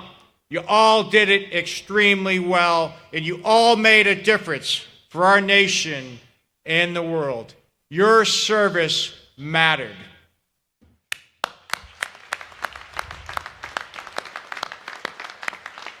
You know, as I travel around the world, and I get a chance to do that fairly often, I often get asked about the great people from Quincy that are serving in our military. They ask, what's in the water up there? What is it about Quincy that creates all these great leaders and military servicemen? And what I tell them, it's not what's in the water, it's what's in the people. Because people from Quincy are honorable, they're resilient, they're hardworking patriots who are willing to serve their country in a time of war, knowing they are putting themselves in harm's way so others may enjoy freedom and prosperity. So again, I want to thank all those veterans who raised their right hand and said, send me. And I also want to thank your family members, because you heard from some of the family members today for their support and their commitment to enabling all the veterans to serve. And I especially want to thank our Gold Star family members, because we will never forget your loved ones who gave all, and we always honor you for your commitment and sacrifice. And today we recognize and remember the thousands of lives lost in the 9/11 terrorist attack 20 years ago. We remember the thousands of soldiers, Marines, sailors, and airmen, some who gave all, who have been fighting and defending our nation for the last 20 years. And we remember the 13 fallen heroes who gave all just this last month in Afghanistan. We will never forget their sacrifice, and we will strive every day to live up to the legacy that they have left us. Being part of this dedication is very humbling for me personally, but it represents so much more than me. It's a dedication to all the soldiers, sailors, airmen, and Marines, and Coast Guard men that have served our country, who represent our hometown, Quincy, and represent it so well. I'm so proud to call Quincy my hometown. Growing up here, I was blessed to have great parents and 3 very supportive brothers and a sister. My dad was an enlisted sailor who served in the Navy during the Korean War, and when he then worked for 49 and a half years at the Boston Gear Works. His love of military service and the stories he told us growing up inspired me to join the Army. But it was growing up in Quincy that made me the person I am today, playing baseball in Coke Club, Little League, and Babe Ruth, skating on many teams in Quincy Youth Hockey, where we learned when you got knocked down, you got back up. and getting roughed up playing Army during the Hillies and Swampies campaign with guys like Joe Dunford and Kevin McCarthy. Now, I think Joe said this last night, but I'll repeat it. He denies he was ever playing Army and that he was playing Marines, but I don't know about that, you know. But I can attest to the fact that he is a great Marine. And I've been privileged not only to serve under his leadership during the Hillies and Swampies campaigns, but also to serve with him in the Battle of Fallujah in Iraq in 2004, and then serve under his command when I was the 101st Commander in Afghanistan. And Joe is a person of tremendous character, a true patriot, and a great example of the heroes that come from Quincy. You know, I bought my first business from Joe Dunford. It was a Patriot Ledger paper route, and I delivered papers. And my first full-time job was with the Quincy Sewage Department. And I remember this one hot summer day, I was at House Neck Pumping Station. Some of you remember that being down there. And we were wearing waders, and I was actually shoveling waste with a pitchfork. And one of the older gentlemen gave me some sage advice. He goes, Jim, if you don't want to be doing this for the rest of your life, you ought to go to school. So I took that, and that's exactly what I did. And I had a chance to go to West Point because of a nomination and thanks to Senator then Ted Kennedy.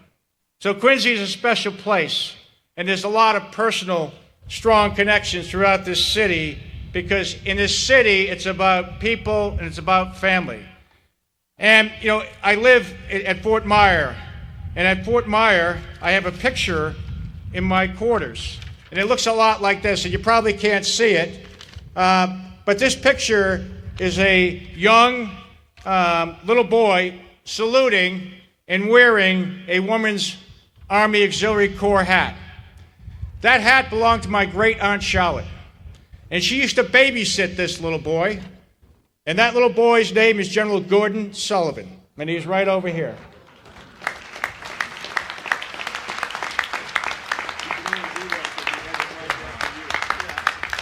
And it's been such a privilege to serve with incredible leaders that are with me today. And so, again, I want to thank you all for honoring us. And before I go, I do want to thank my family. My sons, Ryan and Michael, and their wives, Tanya and Cassie, are here in the front row. They're here today. Michael and Ryan are combat veterans, and they're serving in the Army. And also to my wife, Maria, who is watching virtually. She is a true saint, an Army veteran, and the glue that holds our family together. And she has endured multiple combat tours, not only for me, but for all three of our children and our son-in-law. And she right now couldn't be here because she's my daughter, Jessica, and we have a grandchild on order that's due, our first grandchild, in the next 2 weeks. So that is where she is. And so, again, she is in the right place and very, very proud of her. So thank you again for this great honor. Please keep our troops who are serving around the world in harm's way in your thoughts and prayers. God bless it. God bless this great nation, and God bless this great city of Quincy. Thank you.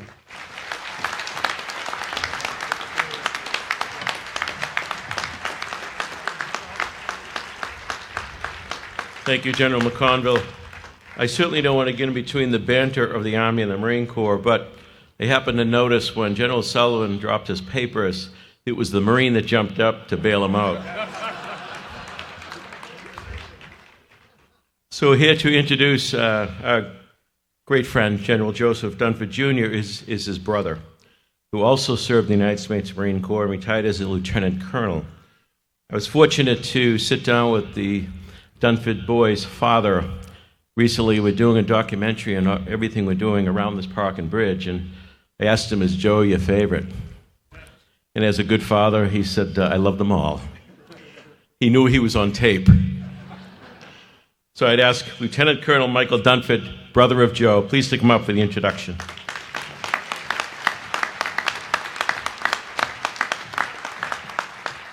So before I begin, I just want to set the record straight that I was a Hilly. Good morning, and Mayor Koch, honorees, distinguished guests, Gold Star families, and the military veterans of Quincy. I'm really honored to participate in this ceremony and to have been asked to introduce my brother, Marine General Joe Dunford. Now, I could spend some time and I could talk to you about the many places across the globe where he has served, as well as the many billets he held over an impressive 42-year career in service to our nation. But what I'd really like to do this morning is introduce him to you by sharing a few words about what I believe prepared him to serve, directly led to the success he experienced, and why we gather today to recognize him. My brother grew up in an Irish working-class family. Our dad was a career Boston police officer, a man of high integrity who was dedicated to serving others. And our mom, like many of the moms of the folks on this stage, was the backbone of our family. We were taught at a young age, through their example, of the importance of education, service to others, and hard work. My brother played team sports, baseball at Perkins and Adams Fields, early morning skating at the MDC rinks in the area, and pickup basketball at the courts at the end of Narragansett Road. The team experience taught him much about being a team member, supporting folks on your left and right who shared a common goal and purpose, and about leadership on a team when all is not going well. My brother worked from a young age, for many years, before he sold the paper out to Jimmy, delivering the Patriot Ledger on the streets of Marymount, flipping burgers at Howdy's on Southern Artery, and working nights over at Big Buy at the old Quintree Mall as a union member of the Amalgamated Meat Cutters. Education was always important in our home, and after his time in St. Anne's and Wollaston, he attended BC High, working hard to pay the tuition while learning from the Jesuits about being a man for others. Military service and the sacrifices related to such service were all around him as a young boy. Like many in the crowd, our grandfather and his brother were both veterans of World War I, and most of our uncles served in World War II. Our father, Joe Dunford, is a U.S. Marine and a veteran of the Korean War, having served in places like the Naktong River, Incheon, Seoul, and the Chosin Reservoir. He sits here today at 90 years young as an example to us every day. Thank you.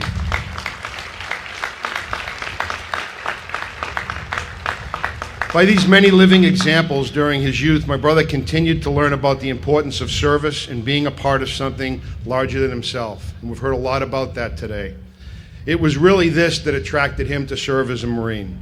A sense of community was an important influence, and there was no better place to come from than Quincy, Massachusetts, and for him specifically the neighborhood of Marymount. He learned about the importance and value of having good neighbors and being neighborly, of faith in church, and again of service. If you've heard him speak, you know of his admiration for the Vietnam veterans. He joined the Marine Corps just 6 months after the fall of Saigon. And as a young lieutenant, his teachers in those early days, the non-commissioned officers and staff non-commissioned officers, were all Vietnam veterans. He has never lost that touchstone to the past, whether it was the veterans in his family, the veterans he met throughout his career, or the men and women he served with for 42 years. He's always valued their expertise and experiences and respected their achievements. They shaped who he is as a leader, and they directly impacted his success. We honor him here today on behalf of those he has served. And it's now my pleasure to introduce the 36th Commandant of the Marine Corps, the 19th Chairman of the Joint Chiefs of Staff, and my brother, General Joseph F. Dunford, Jr.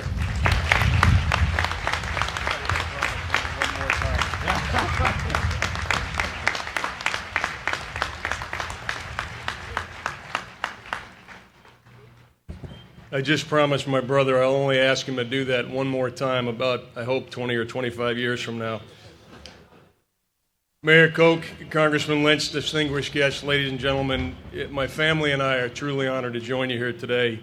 And I want to begin by joining the mayor and General McConville and just asking for you to remember and to pray for the families of the Marines, the soldier and the sailor that recently killed in Afghanistan. And if you saw me looking at my watch a few times here this morning, I was looking at my watch to see what time it was because Sergeant Rosario Pichardo of Lawrence arrived at Logan Airport at 12 o'clock about 2 minutes ago. And so I'd ask you to particularly pray for her family, representative of the many sacrifices over the past 20 years.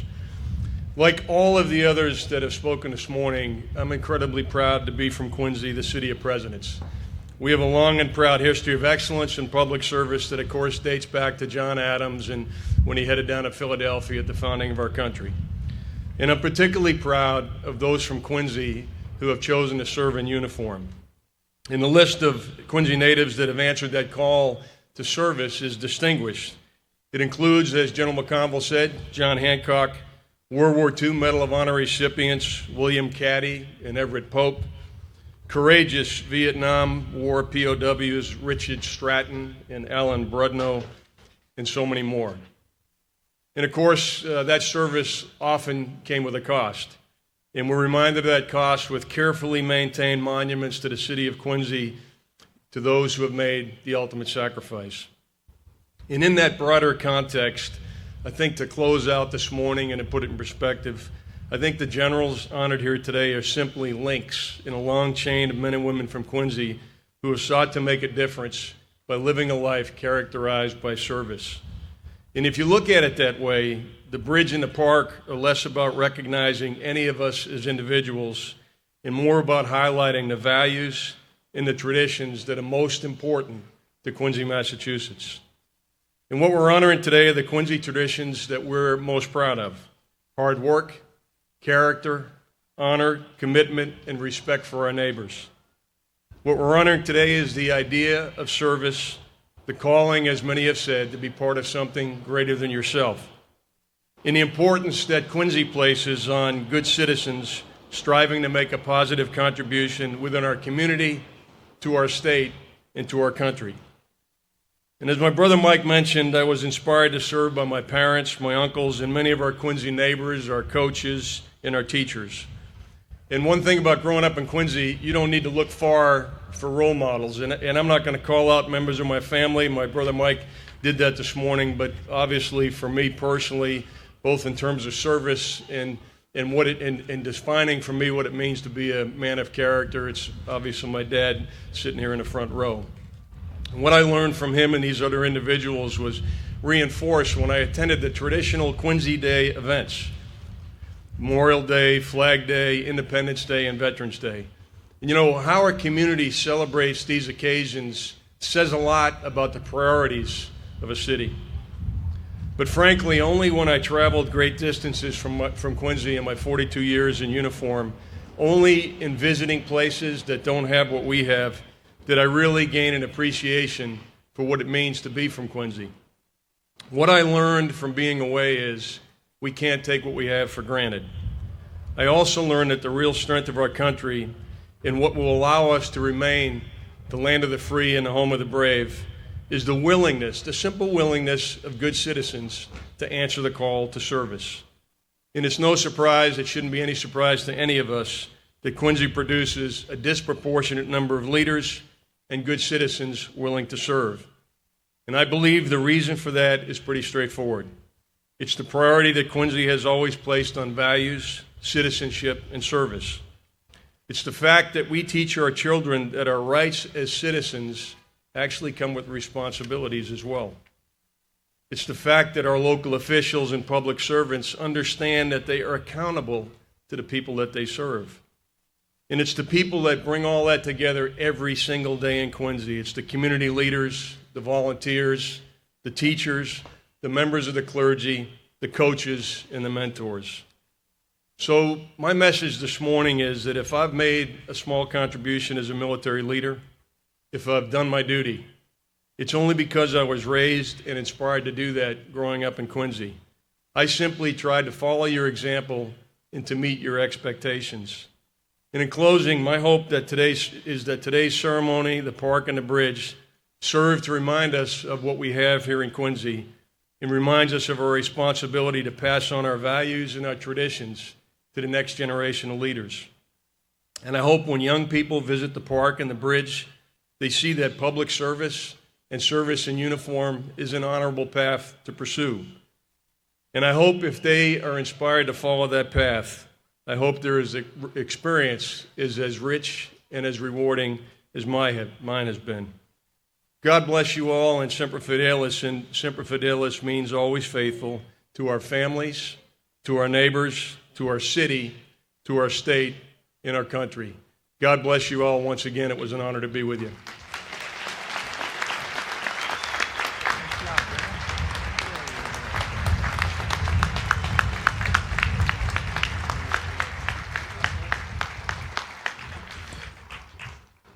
Thank you, General.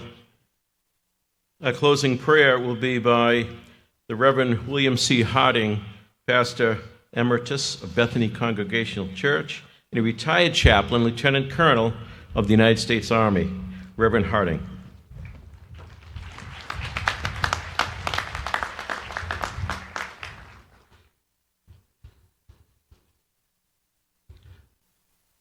Mother Olga last evening touched my heart with a blessing that she said for all of us at the dinner. And one of the things that she said was that she asked for all of us to put our hand upon our hearts.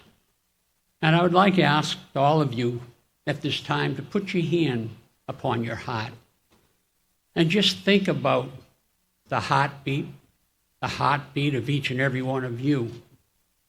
And the heartbeat as it reaches out among each of you and all our soldiers and armed services, all the people that serve in harm's way, all our military folks, but all of us also here, and the people within this country and within this world, as that we can bring about peace and understanding, compassion and love, as we continually grow in an understanding of where God is in each and every one of our lives.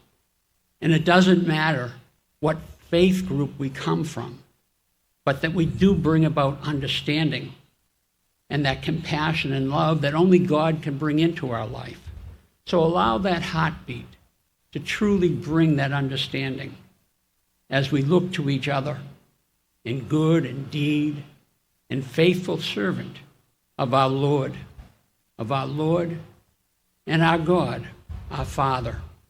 Now may the Lord bless us and keep us as we leave today, but also to know the true faith and the truth of God as we continually go about our business, but as we also lift each other up into the loving arms of God, our Father in heaven.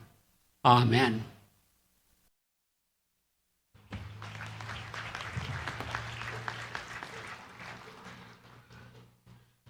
We're going to go to a howitzer salute in one moment. Before I do that, I hope each of you have gotten a program today. And in that program, there's a lot of information about these incredible modern-day patriots, their backgrounds, their contributions. But there's also a listing of more than 600 names here of men and women who have served and are serving our armed services. So this day is really about you and about them that are serving around the world. So keep those names in your prayers or whatever faith tradition you have, and I thank that honorary committee for being part of today. The second piece is this wouldn't happen without some incredible people. We have an event committee made up of some of my staff, departments, department heads, employees. To watch them put all this together was just magic in motion. And they did it not only because of the respect of these gentlemen, because of their passion for the city of Quincy, and I think that's the underlying thing here today, passion for Quincy. I also want to take a moment again to thank, it's been referenced to several times, some of you were with us last night for a dinner. We couldn't have everybody, but we had a fundraising dinner last night. And I certainly want to make it clear that today's events, all the expenditures incurred last night was by the folks on that banner. Some incredible corporate citizens continually step up to help make Quincy what it truly is. So we thank them for their contributions. And Joe Dunford, the good general, spoke so eloquently last night. I wish he'd run for president, quite frankly. Ellen would shoot me for saying that. But he spoke of several stories about the impact of the Simplifying America's Fund. And out of the generosity of all these corporate citizens, last night's dinner, we raised $1.2 million for the Simplifying America's Fund. So thank you to our corporate citizens for doing that.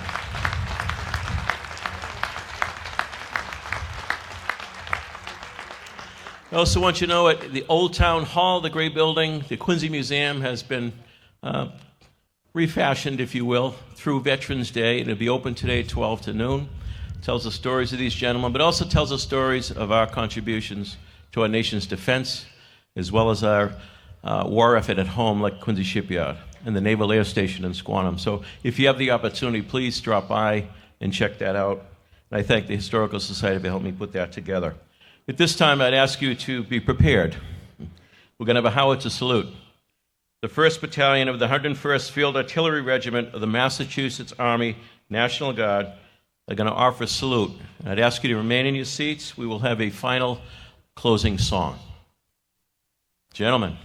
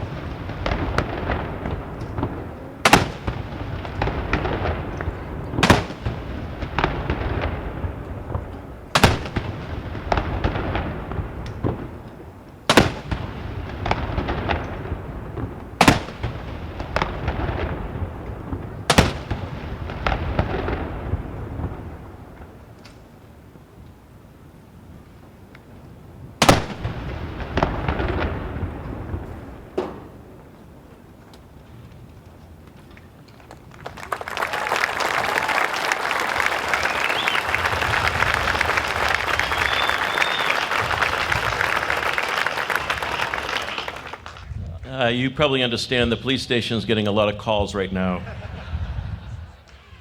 At this time, I'd like to invite up Daniel Shove Pescatelli, who is going to lead us with a closing hymn. And at the closing of the hymn, I'm going to ask you just to remain in your seats for a couple of more moments. She's going to perform the Battle Hymn of the Republic.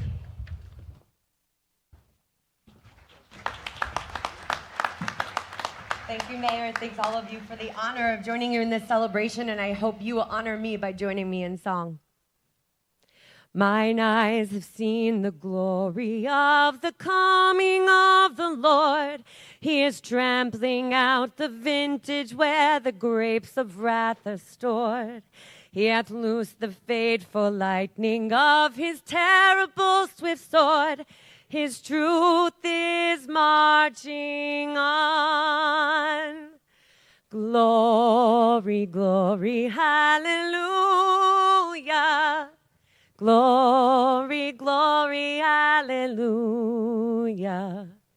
Glory, glory, hallelujah.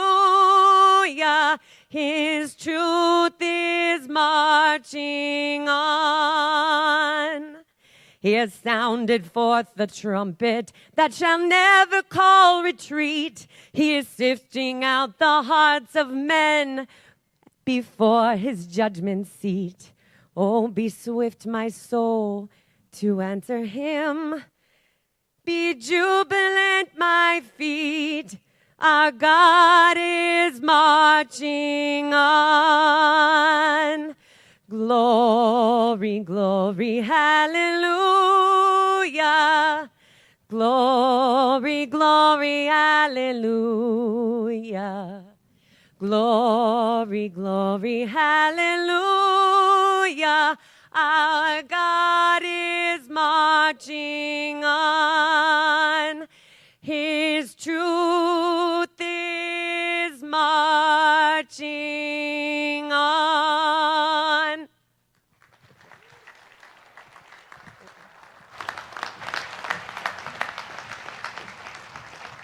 Thank you, Danielle. That was outstanding. At this time, I'm going to ask the generals, their families, to proceed to the park area as they unveil the statues. I would ask everyone if you could just remain here just a few minutes to give the generals and their families that opportunity to have some time together and a couple of pictures, and then the park will be opened up to everyone. So I'm going to ask the congressman to lead the generals and their families to the statue area. And while we're doing that, I want to thank the incredible workmanship of the craftsmen and women who built the park, who built the bridge. Thank MassDOT, and thank all the individuals involved. Special shout out to our sculptor. We talked about him last night, and just incredible talented, who did the Adams and Hancock statue. Amazing person. I kidded last night, he's from Russia, he's Russian, but he's become a great American. So we appreciate the work of Sergei Ilanbekov and ask him to join the generals and their families.